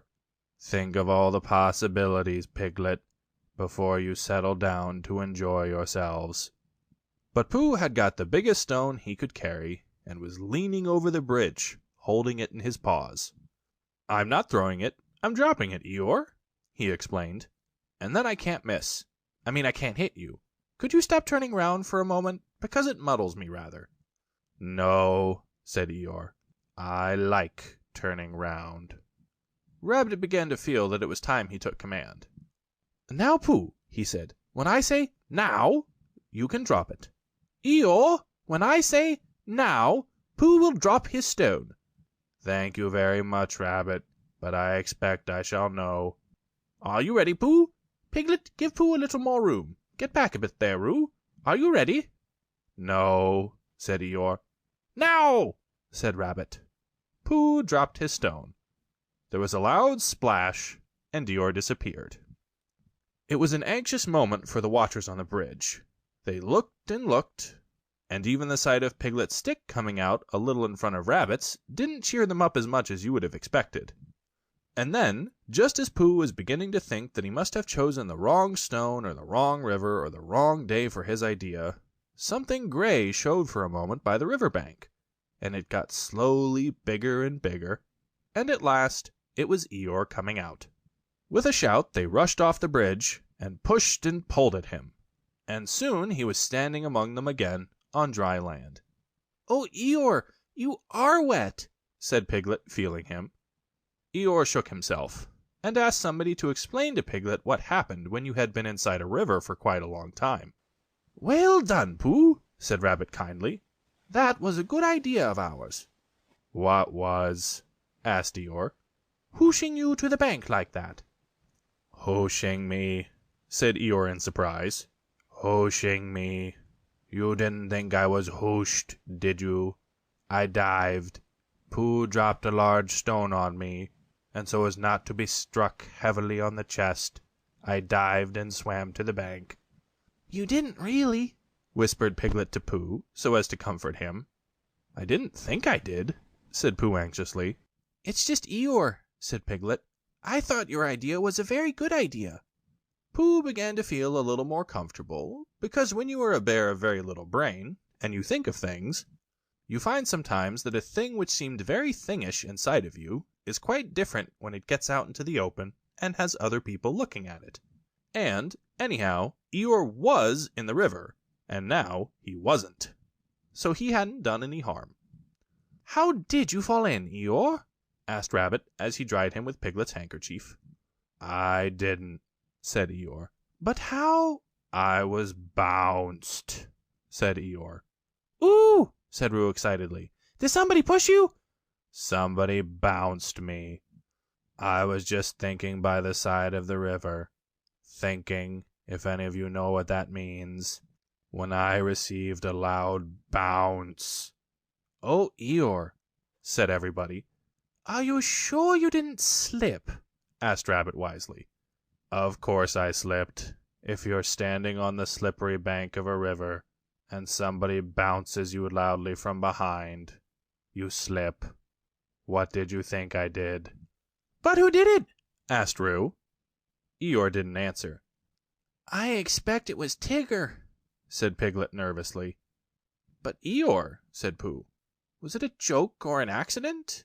I mean—" "I didn't stop to ask, Pooh. Even at the very bottom of the river, I didn't stop to say to myself, 'Is this a hearty joke, or is it the merest accident?' I just floated to the surface and said to myself, 'It's wet,' if you know what I mean." "And where was Tigger?" asked Rabbit. Before Eeyore could answer, there was a loud noise behind them, and through the hedge came Tigger himself. "Hello, everybody!" said Tigger cheerfully. "Hello, Tigger!" said Roo. Rabbit became very important suddenly. "Tigger," he said solemnly, "what happened just now?" "Just when?" said Tigger a little uncomfortably. "When you bounced Eeyore into the river." "I didn't bounce him." "You bounced me," said Eeyore gruffly. "I didn't really. I had a cough, and I happened to be behind Eeyore, and I said, 'Grrrr!'" "Why?" said Rabbit, helping Piglet up and dusting him. "It's all right, Piglet." "It took me by surprise," said Piglet nervously. "That's what I call bouncing," said Eeyore. "Taking people by surprise. Very unpleasant habit. I don't mind Tigger being in the forest," he went on, "because it's a large forest, and there's plenty of room to bounce in it. But I don't see why he should come into my little corner of it, and bounce there. It isn't as if there was anything very wonderful about my little corner. Of course, for people who like cold, wet, ugly bits, it is something rather special. But otherwise, it's just a corner, and if anybody feels bouncy—" "I didn't bounce. I coughed," said Tigger crossly. "Bouncy or coffee, it's all the same at the bottom of the river." "Well," said Rabbit, "all I can say is, well, here's Christopher Robin, so he can say it." Christopher Robin came down from the forest to the bridge, feeling all sunny and careless, and just as if twice 19 didn't matter a bit, as it didn't on such a happy afternoon. And he thought that if he stood on the bottom rail of the bridge, and leaned over, and watched the river slipping slowly away beneath him, then he would suddenly know everything that there was to be known, and he would be able to tell Pooh, who wasn't quite sure about some of it. But when he got to the bridge and saw all the animals there, then he knew that it wasn't that kind of afternoon, but the other kind, when you wanted to do something. "It's like this, Christopher Robin," began Rabbit. "Tigger—" "No, I didn't," said Tigger. "Well, anyhow, there I was," said Eeyore. "But I don't think he meant to," said Pooh. "He just is bouncy," said Piglet, "and he can't help it." "Try bouncing me, Tigger," said Roo eagerly. "Eeyore, Tigger's going to try me. Piglet, do you think—" "Yes, yes," said Rabbit. "We don't all want to speak at once. The point is, what does Christopher Robin think about it?" "All I did was I coughed," said Tigger. "He bounced," said Eeyore. "Well, I sort of boffed," said Tigger. "Hush!" said Rabbit, holding up his paw. "What does Christopher Robin think about it all? That's the point." "Well," said Christopher Robin, not quite sure what it was all about, "I think—" "Yes," said everybody. "I think we all ought to play Pooh Sticks." So they did. And Eeyore, who had never played it before, won more times than anybody else. And Roo fell in twice, the first time by accident, and the second time on purpose, because he suddenly saw Kanga coming from the forest, and he knew he'd have to go to bed anyhow. So then Rabbit said he'd go with them, and Tigger and Eeyore went off together, because Eeyore wanted to tell Tigger how to win at Pooh Sticks, which you do by letting your stick drop in a twitchy sort of way, if you understand what I mean, Tigger. And Christopher Robin and Pooh and Piglet were left on the bridge by themselves. For a long time they looked at the river beneath them, saying nothing and the river said nothing too, for it felt very quiet and peaceful on this summer afternoon. "Tigger is all right, really," said Piglet lazily. "Of course he is," said Christopher Robin. "Everybody is, really," said Pooh. "That's what I think," said Pooh. "But I don't suppose I'm right," he said. "Of course you are," said Christopher Robin. End of chapter 6.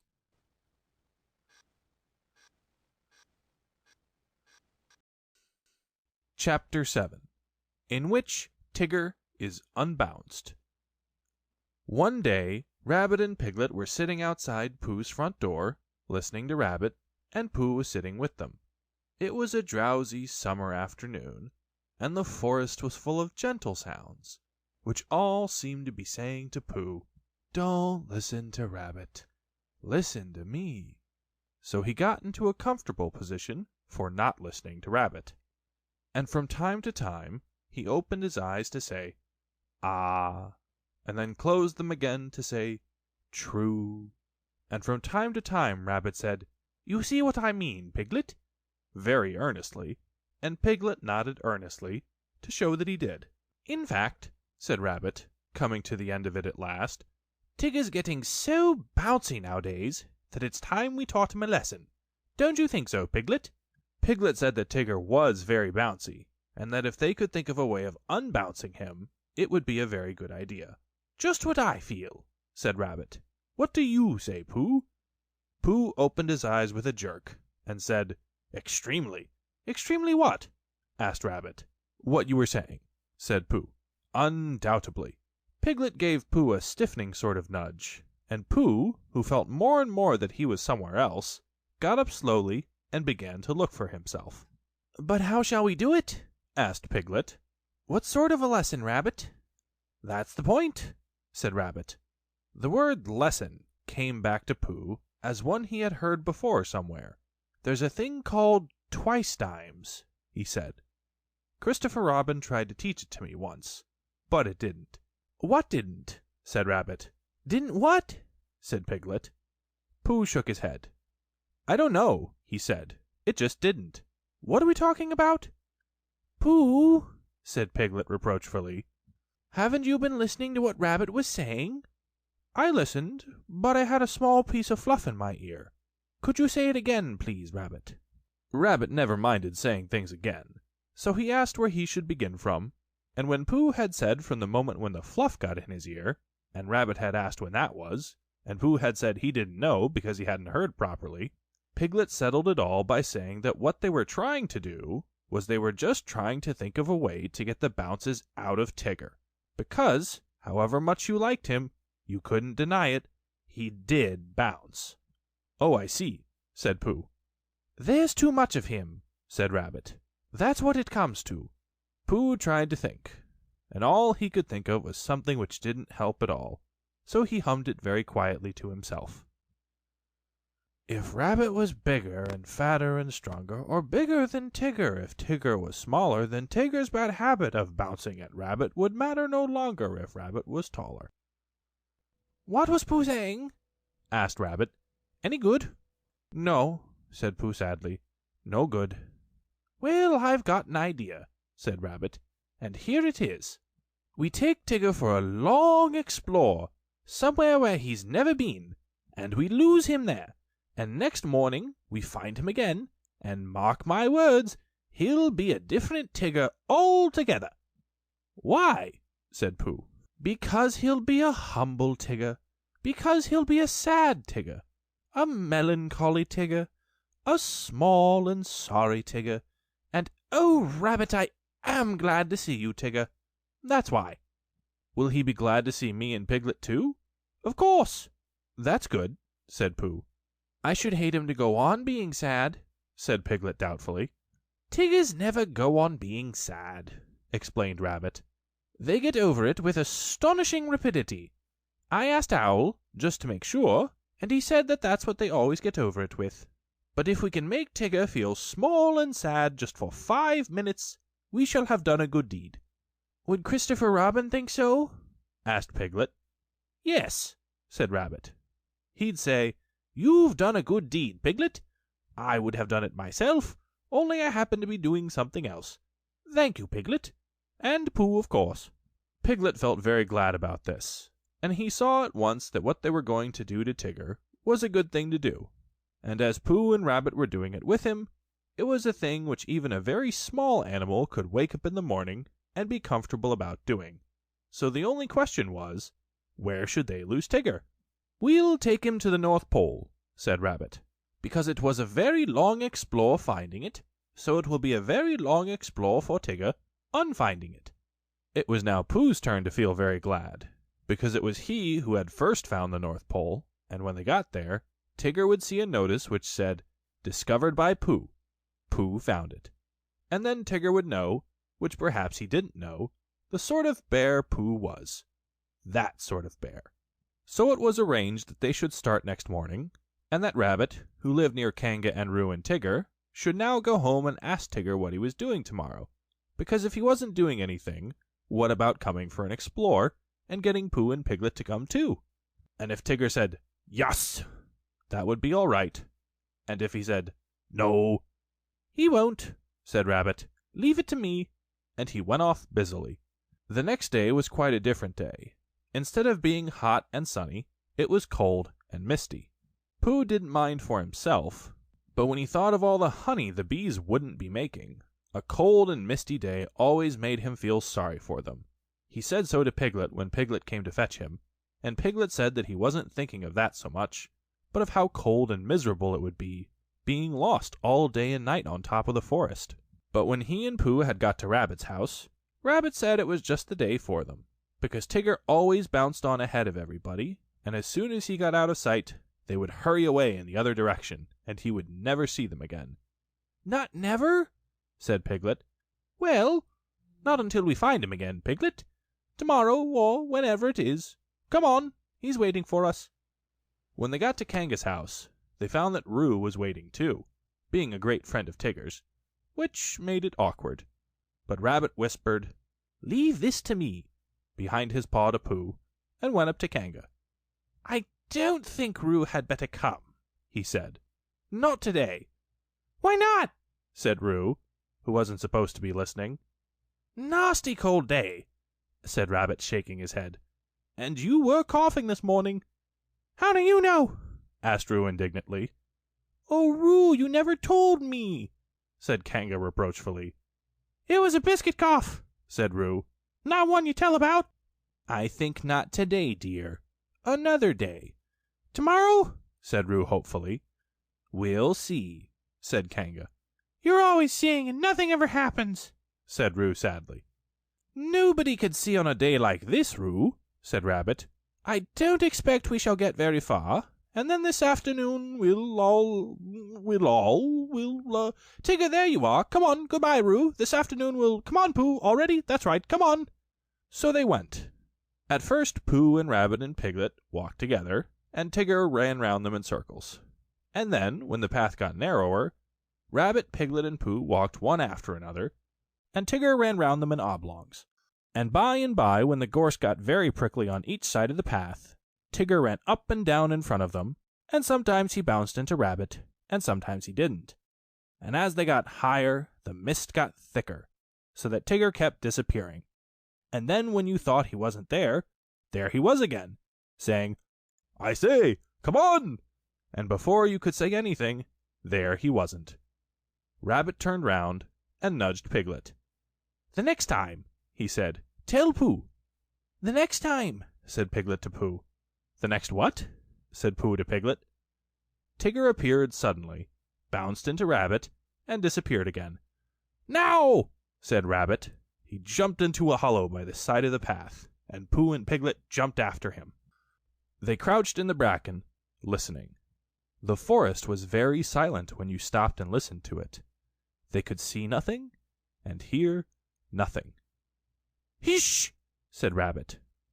"I am," said Pooh. There was a pattering noise, then silence again. "Hello!" said Tigger, and he sounded so close suddenly that Piglet would have jumped, if Pooh hadn't accidentally been sitting on most of him. "Where are you?" called Tigger. Rabbit nudged Pooh, and Pooh looked about for Piglet to nudge, but couldn't find him.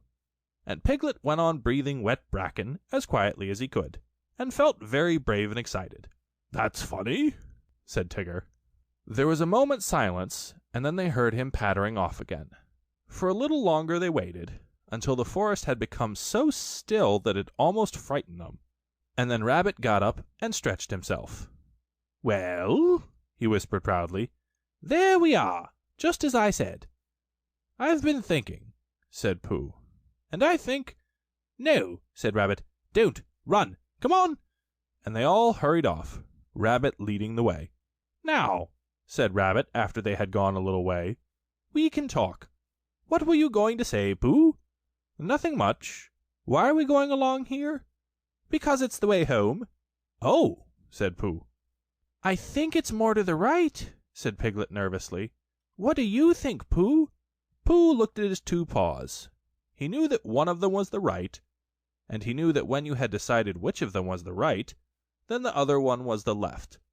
But he could never remember how to begin. "Well," he said slowly.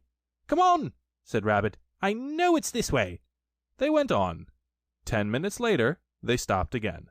"It's very silly," said Rabbit, "but just for the moment of course. Come on." "Here we are," said Rabbit 10 minutes later. "No, we're not." "Now," said Rabbit 10 minutes later, "I think we ought to be getting— or are we a little bit more to the right than I thought?" "It's a funny thing," said Rabbit 10 minutes later, "how everything looks the same in a mist. Have you noticed it, Pooh?" Pooh said that he had. "Lucky we know the forest so well, or we might get lost," said Rabbit half an hour later, and he gave the careless laugh which you give when you know the forest so well that you can't get lost. Piglet sidled up to Pooh from behind. "Pooh," he whispered. "Yes, Piglet?" "Nothing," said Piglet, taking Pooh's paw. "I just wanted to be sure of you."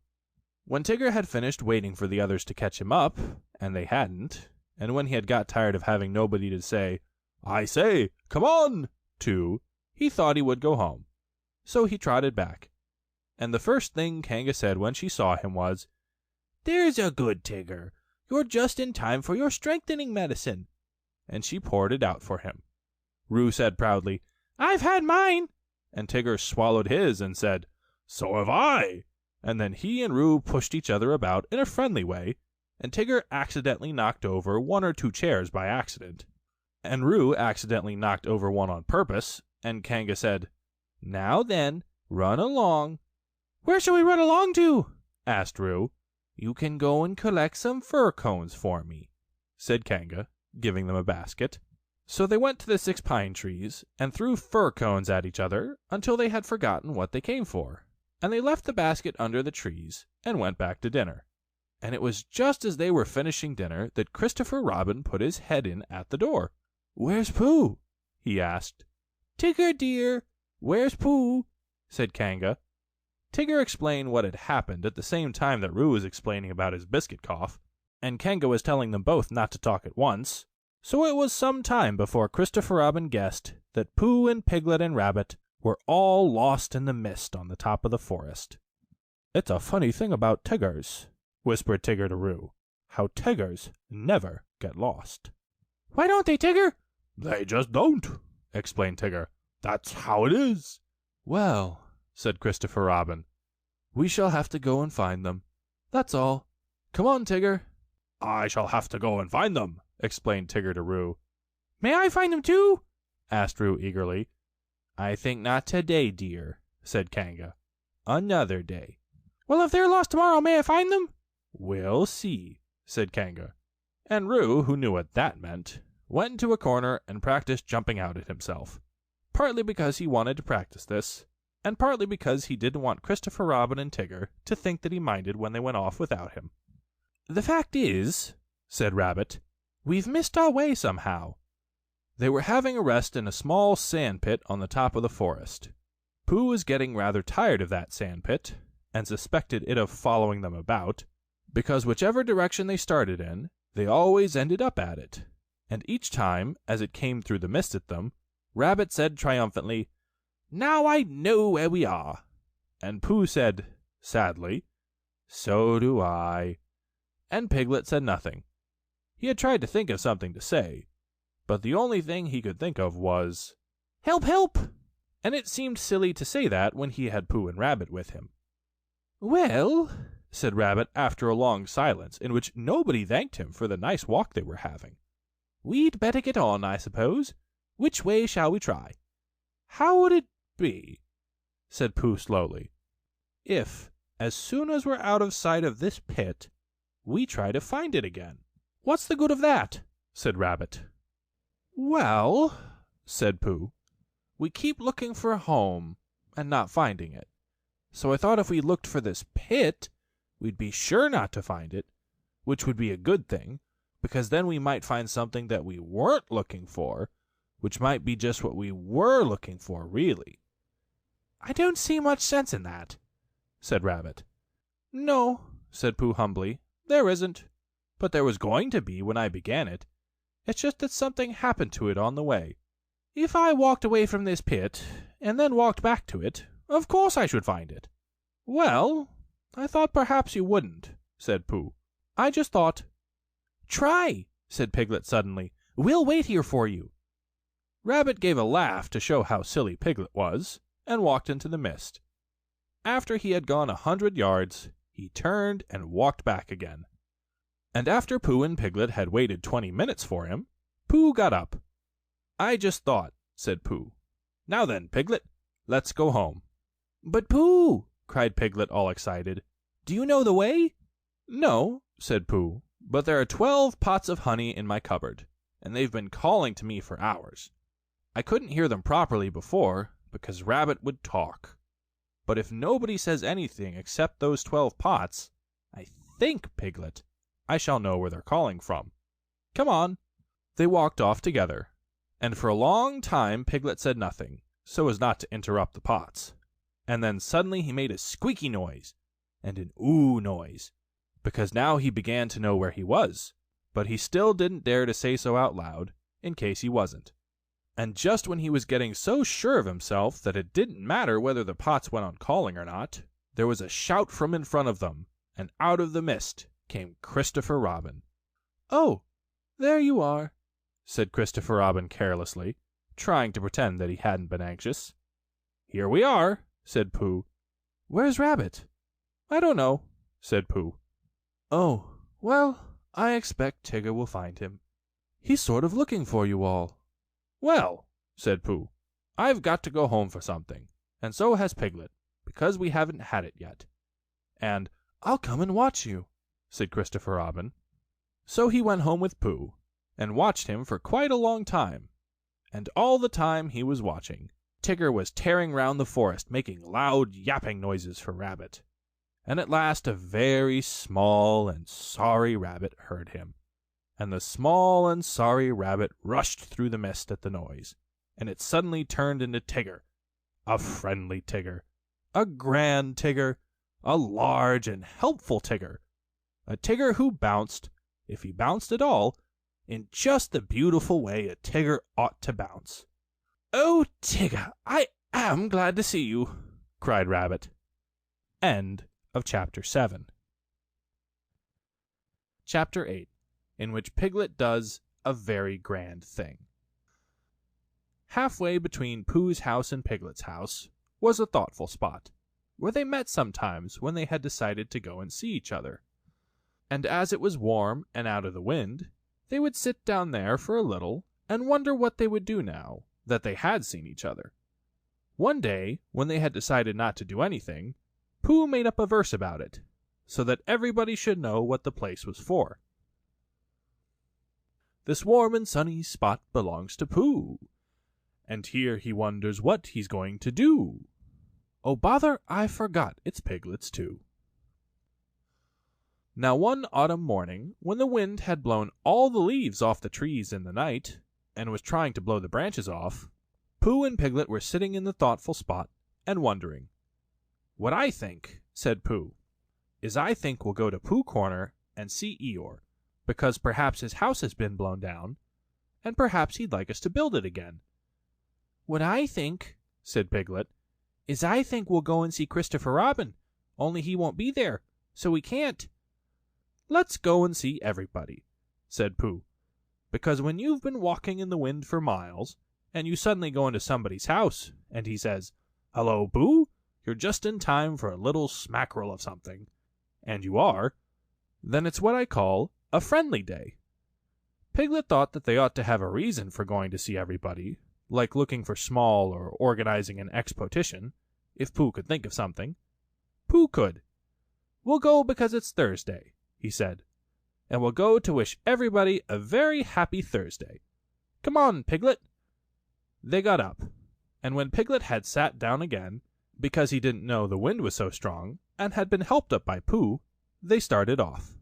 They went to Pooh's house first, and luckily Pooh was at home just as they got there, so he asked them in, and they had some. And then they went on to Kanga's house, holding on to each other, and shouting, "Isn't it?" and "What?" and "I can't hear." By the time they got to Kanga's house, they were so buffeted that they stayed to lunch. Just at first, it seemed rather cold outside afterwards, so they pushed on to Rabbit's as quickly as they could. "We've come to wish you a very happy Thursday," said Pooh, when he had gone in and out once or twice, just to make sure that he could get out again. "Why? What's going to happen on Thursday?" asked Rabbit. And when Pooh had explained, and Rabbit, whose life was made up of important things, said, "Oh, I thought you'd really come about something," they sat down for a little, and by, Pooh and Piglet went on again. The wind was behind them now, so they didn't have to shout. "Rabbit's clever," said Pooh thoughtfully. "Yes," said Piglet, "Rabbit's clever. And he has brain." "Yes," said Piglet, "Rabbit has brain." There was a long silence. "I suppose," said Pooh, "that's why he never understands anything." Christopher Robin was at home by this time, because it was the afternoon, and he was so glad to see them that they stayed there until very nearly tea time. And then they had a very nearly tea, which is one you forget about afterwards, and hurried on to Pooh Corner, so as to see Eeyore before it was too late to have a proper tea with Owl. "Hello, Eeyore," they called out cheerfully. "Ah," said Eeyore, "lost your way." "We just came to see you," said Piglet, "and to see how your house was. Look, Pooh, it's still standing." "I know," said Eeyore. "Very odd. Somebody ought to have come and pushed it over." "We wondered whether the wind would blow it down," said Pooh. "Ah, that's why nobody's bothered, I suppose. I thought perhaps they'd forgotten." "Well, we're very glad to see you, Eeyore, and now we're going on to see Owl." "That's right. You'll like Owl. He flew past a day or two ago and noticed me. He didn't actually say anything, mind you, but he knew it was me. Very friendly of him, I thought. Encouraging." Pooh and Piglet shuffled about a little and said, "Well, goodbye, Eeyore," as lingeringly as they could, but they had a long way to go, and wanted to be getting on. "Goodbye," said Eeyore. "Mind you don't get blown away, little Piglet. You'd be missed. People would say, 'Where's little Piglet been blown to?' really wanting to know. Well, goodbye, and thank you for happening to pass me." "Goodbye," said Pooh and Piglet for the last time, and they pushed on to Owl's house. The wind was against them now, and Piglet's ears streamed behind him like banners as he fought his way along, and it seemed hours before he got them into the shelter of the 100 Acre Wood, and they stood up straight again to listen, a little nervously, to the roaring of the gale among the treetops. "Supposing a tree fell down, Pooh, when we were underneath it?" "Supposing it didn't," said Pooh after careful thought. Piglet was comforted by this, and in a little while they were knocking and ringing very cheerfully at Owl's door. "Hello, Owl," said Pooh. "I hope we're not too late how are you, Owl? Piglet and I came just to see how you were, because it's Thursday." "Sit down, Pooh, sit down, Piglet," said Owl kindly. "Make yourselves comfortable." They thanked him, and made themselves as comfortable as they could. "Because you see, Owl," said Pooh, "we've been hurrying so as to be in time so as to see you before we went away again." Owl nodded solemnly. "Correct me if I am wrong," he said, "but am I right in supposing that it is a very blusterous day outside?" "Very," said Piglet, who was quietly thawing his ears and wishing that he was safely back in his own house. "I thought so," said Owl. "It was on just such a blusterous day as this that my Uncle Robert, a portrait of whom you see upon the wall on your right, Piglet, while returning in the late forenoon from a— what's that?" There was a loud cracking sound. "Look out!" cried Pooh. "Mind the clock! Out of the way! Piglet, Piglet, I'm falling on you! Help!" cried Piglet. Pooh's side of the room was slowly tilting upwards, and his chair began sliding down on Piglet's. The clock slithered gently along the mantelpiece, collecting vases on the way, until they all crashed together onto what had once been the floor, but was now trying to see what it looked like as a wall. Uncle Robert, who was going to be the new hearthrug, and was bringing the rest of his wall with him as carpet, met Piglet's chair just as Piglet was expecting to leave it, and for a little while it became very difficult to remember which was really the north.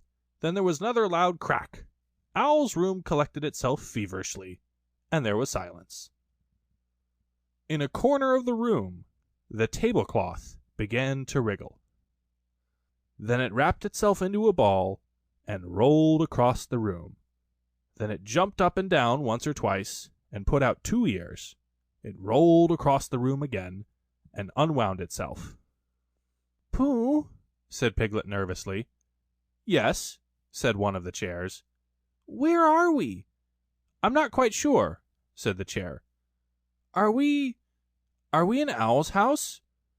"I think so, because we were just going to have tea, and we haven't had it." "Oh," said Piglet. "Well, did Owl always have a letter box in his ceiling?" "Has he?" "Yes, look." "I can't," said Pooh. "I'm face downwards under something, and that, Piglet, is a very bad position for looking at ceilings." "Well, he has, Pooh." "Perhaps he's changed it," said Pooh, "just for a change." There was a disturbance behind the table in the other corner of the room, and Owl was with them again. "Ah, Piglet," said Owl, looking very much annoyed, "where's Pooh?" "I'm not quite sure," said Pooh. Owl turned at his voice and frowned at as much of Pooh as he could see. "Pooh," said Owl severely, "did you do that?" "No," said Pooh humbly. "I don't think so." "Then who did?" "I think it was the wind," said Piglet. "I think your house is blown down." "Oh, is that it? I thought it was Pooh." "No," said Pooh. "If it was the wind," said Owl, considering the matter, "then it wasn't Pooh's fault. No blame can be attached to him." With these kind words he flew up to look at his new ceiling. "Piglet!" called Pooh in a loud whisper. Piglet leant down to him. "Yes, Pooh?" "What did he say was attached to me?" "He said he didn't blame you." "Oh, I thought he meant— Oh, I see." "Owl," said Piglet, "come down and help Pooh." Owl, who was admiring his letter box, flew down again. Together they pushed and pulled at the armchair, and in a little while Pooh came out from underneath, and was able to look round him again. "Well," said Owl, "this is a state of things." "What are we going to do, Pooh? Can you think of anything?" asked Piglet. "Well, I had just thought of something," said Pooh. "It was just a little thing I thought of," and he began to sing. "I lay on my chest, and I thought it best to pretend I was having an evening rest. I lay on my tum, and I tried to hum, but nothing particular seemed to come. My face was flat on the floor, and that is all very well for an acrobat, but it doesn't seem fair to a friendly bear to stiffen him out with a basket chair, and a sort of squutch which grows and grows is not too nice for his poor old nose, and a sort of squutch is much too much for his neck and his mouth and his ears and such." "That was all," said Pooh. Owl coughed in an unadmiring sort of way, and said that if Pooh was sure that was all, they could now give their minds to the problem of escape. "Because," said Owl, "we can't get out by what used to be the front door. Something's fallen on it." "But how else can you go out?" asked Piglet anxiously. "That is the problem, Piglet, to which I am asking Pooh to give his mind." Pooh sat on the floor, which had once been a wall, and gazed up at the ceiling, which had once been another wall, with a front door in it, which had once been a front door, and tried to give his mind to it. "Could you fly up to the letter box with Piglet on your back?" he asked. "No," said Piglet quickly, "he couldn't." Owl explained about the necessary dorsal muscles. He had explained this to Pooh and Christopher Robin once before, and had been waiting ever since for a chance to do it again, because it is a thing which you can easily explain twice before anybody knows what you are talking about. "Because you see, Owl, if we could get Piglet into the letter box, he might squeeze through the place where the letters come, and climb down the tree, and run for help." Piglet said hurriedly that he had been getting bigger lately, and couldn't possibly, much as he would like to, and Owl said that he had had his letter box made bigger lately in case he got bigger letters, so Piglet might, and Piglet said, "But you said the necessary you-know-whats wouldn't," and Owl said, "No, they won't, so it's no good thinking about it." And Piglet said, "Then we'd better think of something else," and began to at once. But Pooh's mind had gone back to the day when he had saved Piglet from the flood, and everybody had admired him so much, and as that didn't often happen, he thought he would like it to happen again, and suddenly, just as it had come before, an idea came to him. "Owl," said Pooh, "I have thought of something." "Astute and helpful bear," said Owl. Pooh looked proud at being called a stout and helpful bear, and said modestly that he just happened to think of it. "You tied a piece of string to Piglet, and you flew up to the letter box with the other end in your beak, and you pushed it through the wire and brought it down to the floor, and you and Pooh pulled hard at this end, and Piglet went slowly up at the other end, and there you were." "And there Piglet is," said Owl, "if the string doesn't break." "Supposing it does?"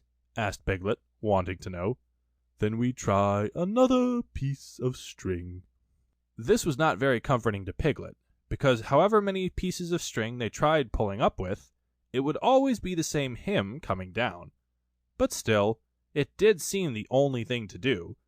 So with one last look back in his mind at all the happy hours he had spent in the forest, not being pulled up to the ceiling by a piece of string, Piglet nodded bravely at Pooh, and said that it was a very clever plan. "It won't break," whispered Pooh comfortingly, "because you're a small animal, and I'll stand underneath, and if you save us all, it will be a very grand thing to talk about afterwards. And perhaps I'll make up a song, and people will say, 'It was so grand what Piglet did, that a respectful Pooh song was made about it.'" Piglet felt much better after this, and when everything was ready, and he found himself slowly going up to the ceiling, he was so proud that he would have called out, "Look at me!" if he hadn't been afraid that Pooh and Owl would let go of their end of the string and look at him. "Up we go," said Pooh cheerfully. "The ascent is proceeding as expected," said Owl hopefully. Soon it was over. Piglet opened the letter box and climbed in.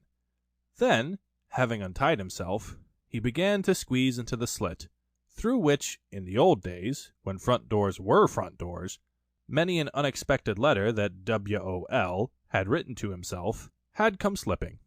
He squeezed and he squoze, and then with one last squooze, he was out. Happy and excited, he turned round to speak a last message to the prisoners. "It's all right," he called through the letter box. "Your tree is blown right over, Owl, and there's a branch across the door, but Christopher Robin and I can move it, and we'll bring a rope for Pooh, and I'll go and tell him now, and I can climb down quite easily. I mean, it's dangerous, but I can do it all right, and Christopher Robin and I will be back in about half an hour. Goodbye, Pooh." And without waiting to hear Pooh's answering, "Goodbye, and thank you, Piglet," he was off. "Half an hour," said Owl, settling himself comfortably.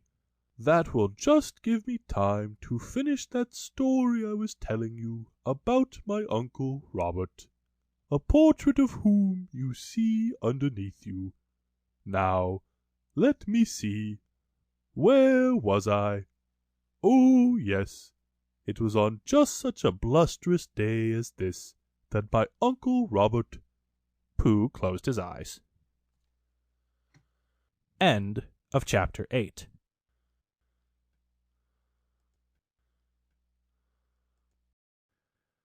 Chapter 9, in which Eeyore finds the woolery and Owl moves into it. Pooh had wandered into the 100 Acre Wood and was standing in front of what had once been Owl's house. It didn't look at all like a house now. It looked like a tree which had been blown down. And as soon as a house looks like that, it is time you tried to find another one. Pooh had had a mysterious message underneath his front door that morning, saying, "I am searching for a new house for Owl, so had you, Rabbit."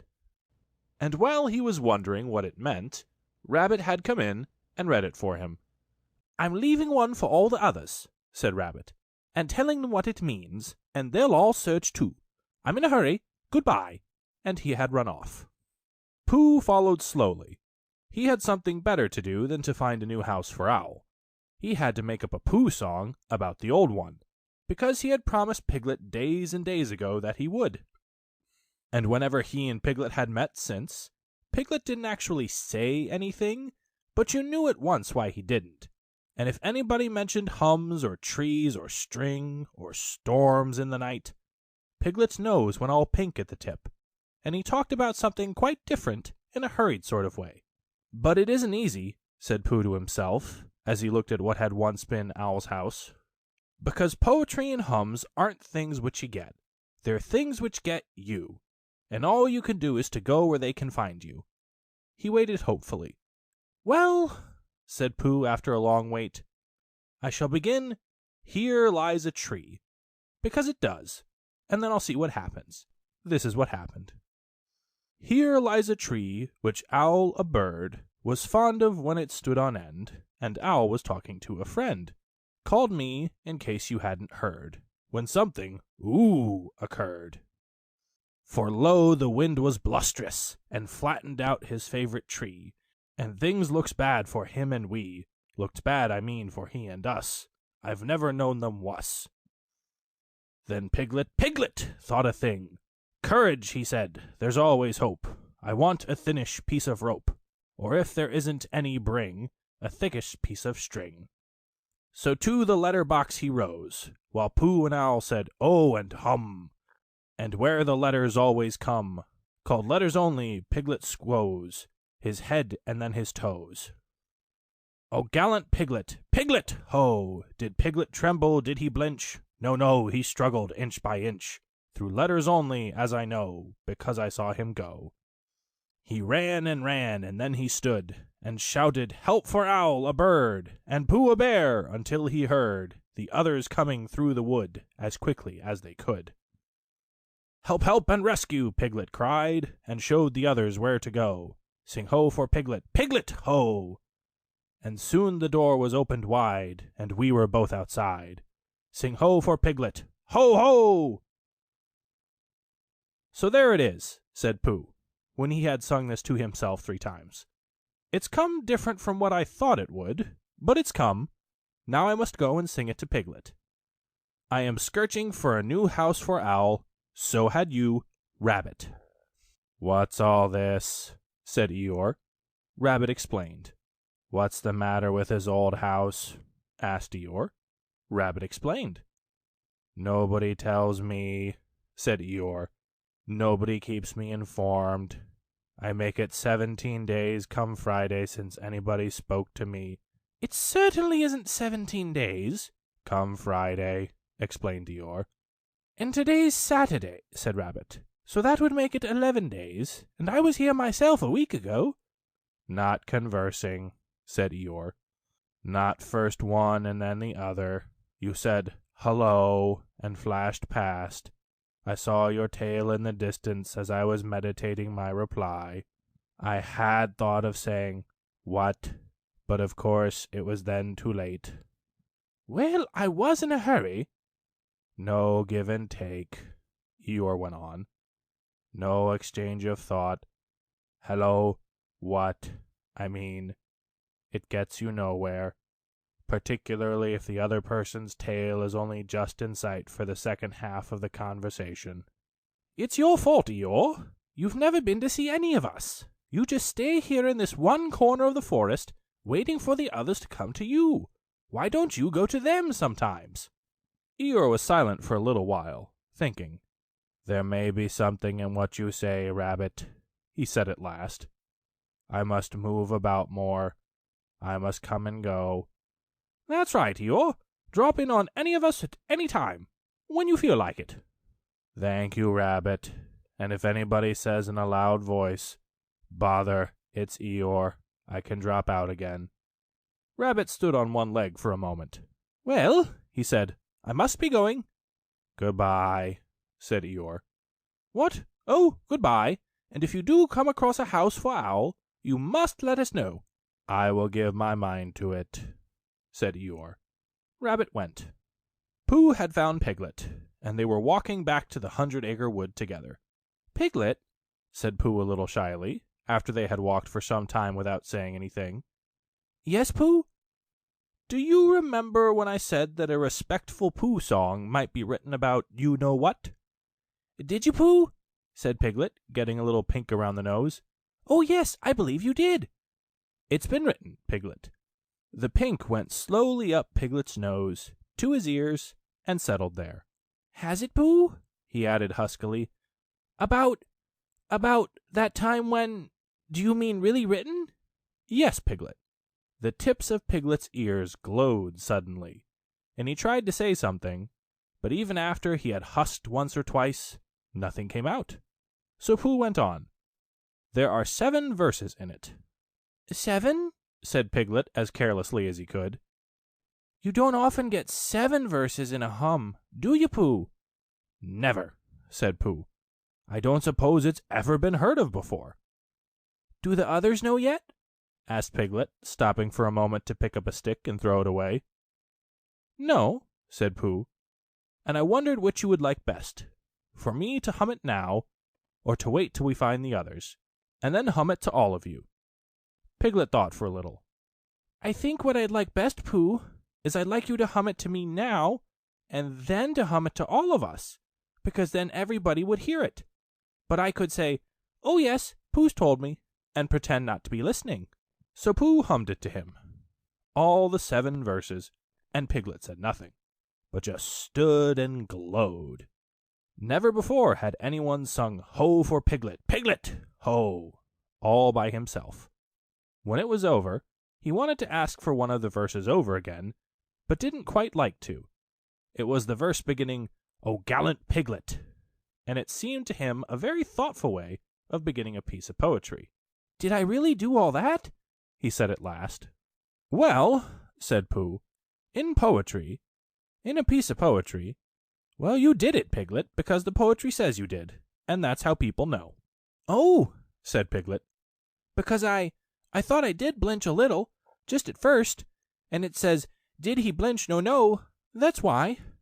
You only blenched inside, said Pooh, and that's the bravest way for a very small animal not to blench that there is. Piglet sighed with happiness, and began to think about himself. He was brave. When they got to Owl's old house, they found everybody else there except Eeyore.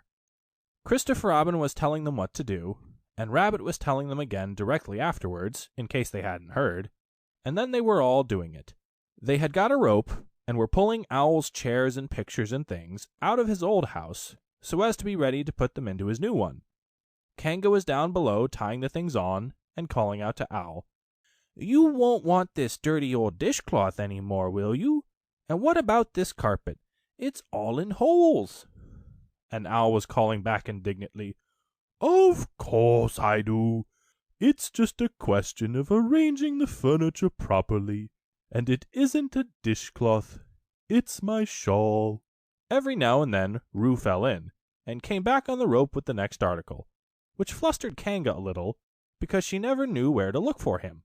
So she got cross with Owl and said that his house was a disgrace, all damp and dirty, and it was quite time it did tumble down.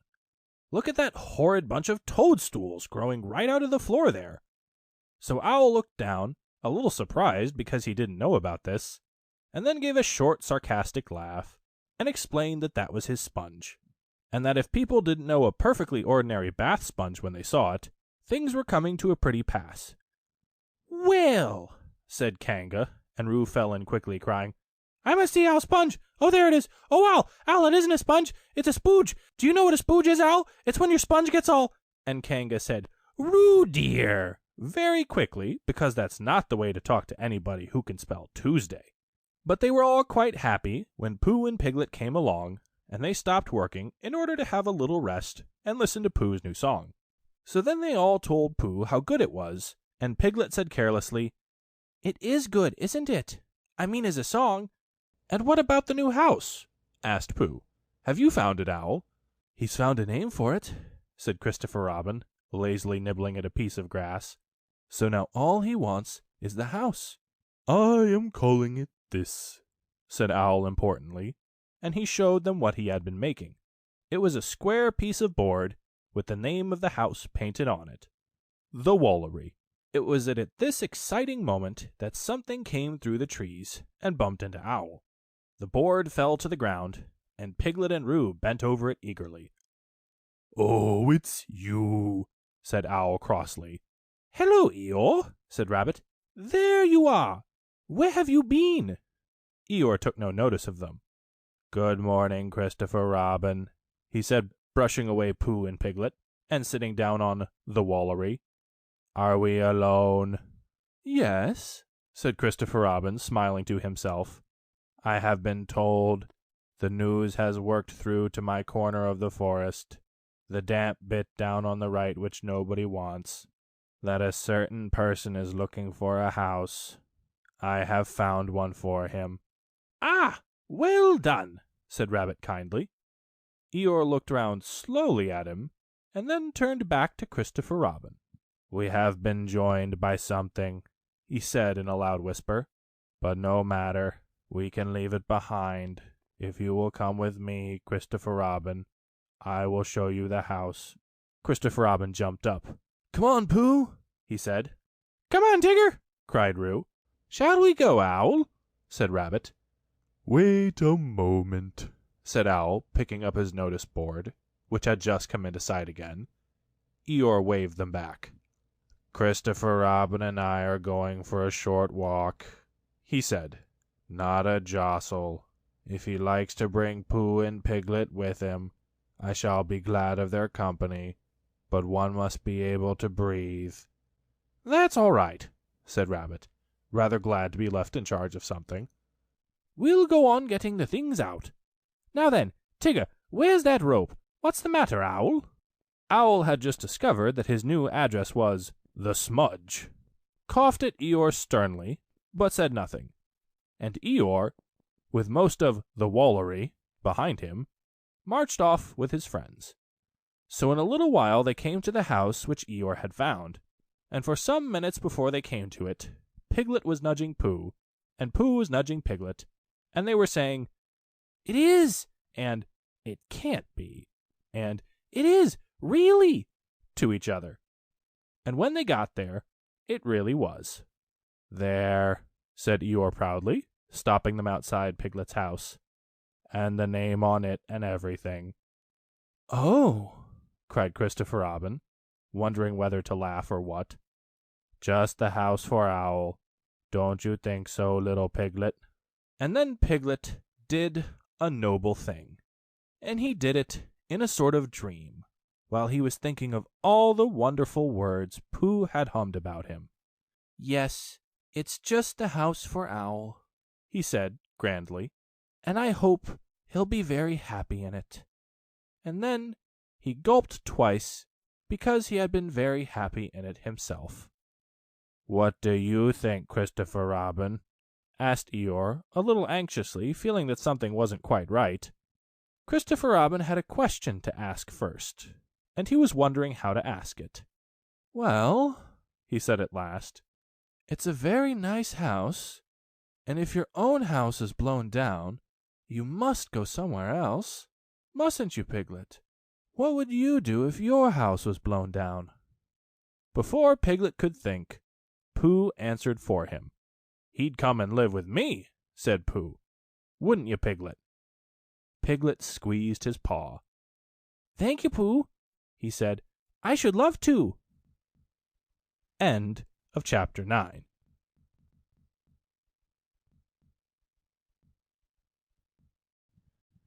Chapter 10, in which Christopher Robin and Pooh come to an enchanted place, and we leave them there.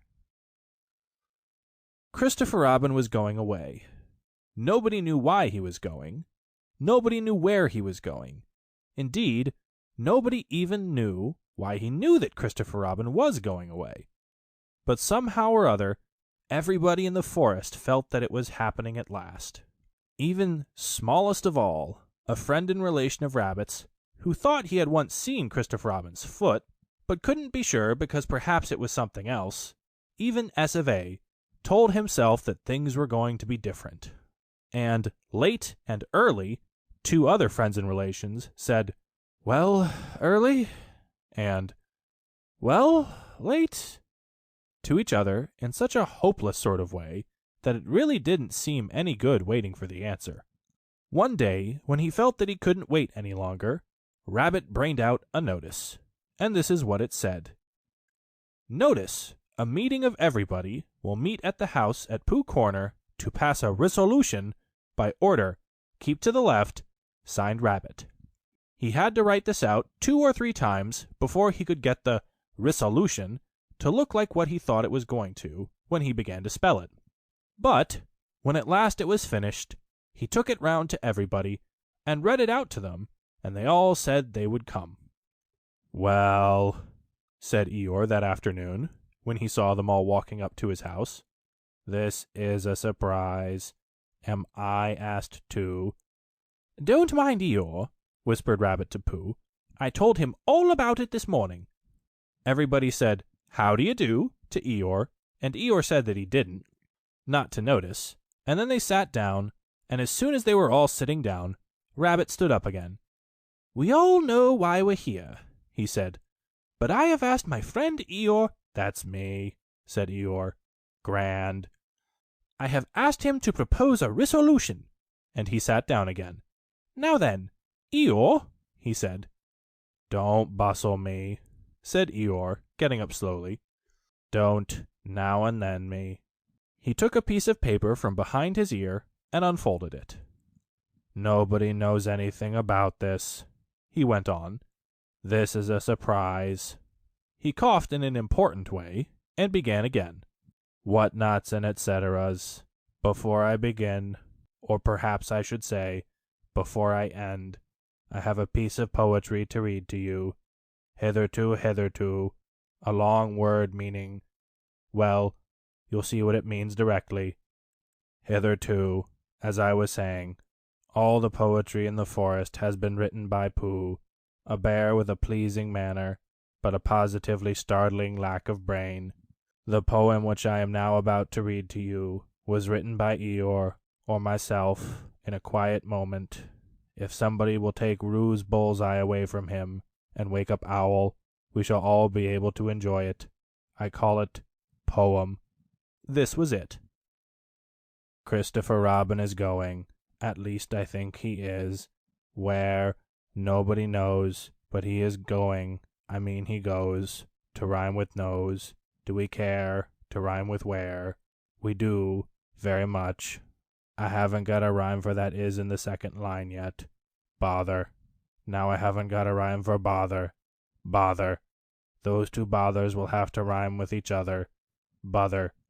The fact is, this is more difficult than I thought. I ought, very good indeed, I ought to begin again, but it is easier to stop. Christopher Robin, goodbye. Good. I, and all your friends, all your friend, send. Very awkward this, it keeps going wrong. Well, anyhow, we send our love, and if anybody wants to clap, said Eeyore when he had read this, now is the time to do it. They all clapped. Thank you, said Eeyore. Unexpected and gratifying, if a little lacking in smack. It's much better than mine, said Pooh admiringly, and he really thought it was. Well, explained Eeyore modestly, it was meant to be. The resolution, said Rabbit, is that we all sign it and take it to Christopher Robin. So it was signed. Pooh, Piglet, W-O-L-E-O-R, Rabbit, Kanga, Blot, Smudge. And they all went off to Christopher Robin's house with it. Hello, everybody, said Christopher Robin. Hello, Pooh. They all said hello, and felt awkward and unhappy suddenly, because it was a sort of goodbye they were saying, and they didn't want to think about it. So they stood around and waited for somebody else to speak, and they nudged each other and said, Go on. And gradually Eeyore was nudged to the front, and the others crowded behind him. What is it, Eeyore? asked Christopher Robin. Eeyore swished his tail from side to side, so as to encourage himself, and began, Christopher Robin, he said, we've come to give you, it's called, written by, but we've all, because we've heard, we all know, well, you see, it's, that, to put it as shortly as possible, is what it is. He turned round angrily on the others and said, Everybody crowds round so in this forest. There's no space. I never saw a more spreading lot of animals in my life, and all in the wrong places. Can't you see that Christopher Robin wants to be alone? I'm going. And he humped off. Not quite knowing why, the others began edging away, and when Christopher Robin had finished reading poem, and was looking up to say, Thank you, only Pooh was left. It's a comforting sort of thing to have, said Christopher Robin, folding up the paper and putting it in his pocket. Come on, Pooh. And he walked off quickly. Where are we going? Said Pooh, hurrying after him, and wondering whether it was to be an explore or a what shall I do about you-know-what. Nowhere, said Christopher Robin. So they began going there, and after they had walked a little way, Christopher Robin said, What do you like doing best in the world, Pooh? Well, said Pooh, what I like best. And then he had to stop and think, because although eating honey was a very good thing to do, there was a moment just before you began to eat it which was better than when you were, but he didn't know what it was called. And then he thought that being with Christopher Robin was a very good thing to do, and having Piglet near was a very friendly thing to have, and so when he had thought it all out, he said, What I like best in the whole world is me and Piglet going to see you, and you saying, What about a little something? And me saying, Well, I shouldn't mind a little something, should you, Piglet? And it being a hummy sort of day outside, and birds singing. I like that too, said Christopher Robin. But what I like doing best is nothing. How do you do nothing? Asked Pooh, after he had wandered for a long time. Well, it's when people call out at you just as you're going off to do it. What are you going to do, Christopher Robin? And you say, Oh, nothing. And then you go and do it. Oh, I see, said Pooh. This is a sort of nothing thing that we're doing now. Oh, I see, said Pooh again. It means just going along, listening to all the things you can't hear, and not bothering. Oh, said Pooh. They walked on, thinking of this and that, and by they came to an enchanted place on the very top of the forest called Galleon's Lap, which is 60-something trees in a circle, and Christopher Robin knew that it was enchanted because nobody had ever been able to count whether it was 63 or 64, not even when he tied a piece of string around each tree after he had counted it. Being enchanted, its floor was not like the floor of the forest, gorse and bracken and heather, but close-set grass, quiet and smooth and green. It was the only place in the forest where you could sit down carelessly, without getting up again almost at once and looking for somewhere else. Sitting there, they could see the whole world spread out until it reached the sky, and whatever there was all the world over was with them in Galleon's lap. Suddenly, Christopher Robin began to tell Pooh about some of the things.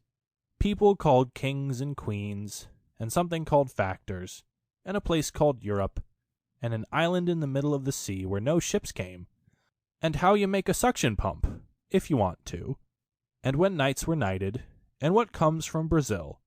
And Pooh, his back against one of the 60-something trees, and his paws folded in front of him, said, "Oh," and "I didn't know," and thought how wonderful it would be to have a real brain, which could tell you things. And by, Christopher Robin came to an end of the things, and was silent, and he sat there looking out over the world, and wishing it wouldn't stop. But Pooh was thinking too, and he said suddenly to Christopher Robin, "It is a very grand thing to be an afternoon." "What you said?" "A what?" said Christopher Robin lazily, as he listened to something else. "On a horse," explained Pooh. "A knight?" "Oh, was that it?" said Pooh. "I thought it was Is it as grand as a king and factors and all the other things you said?"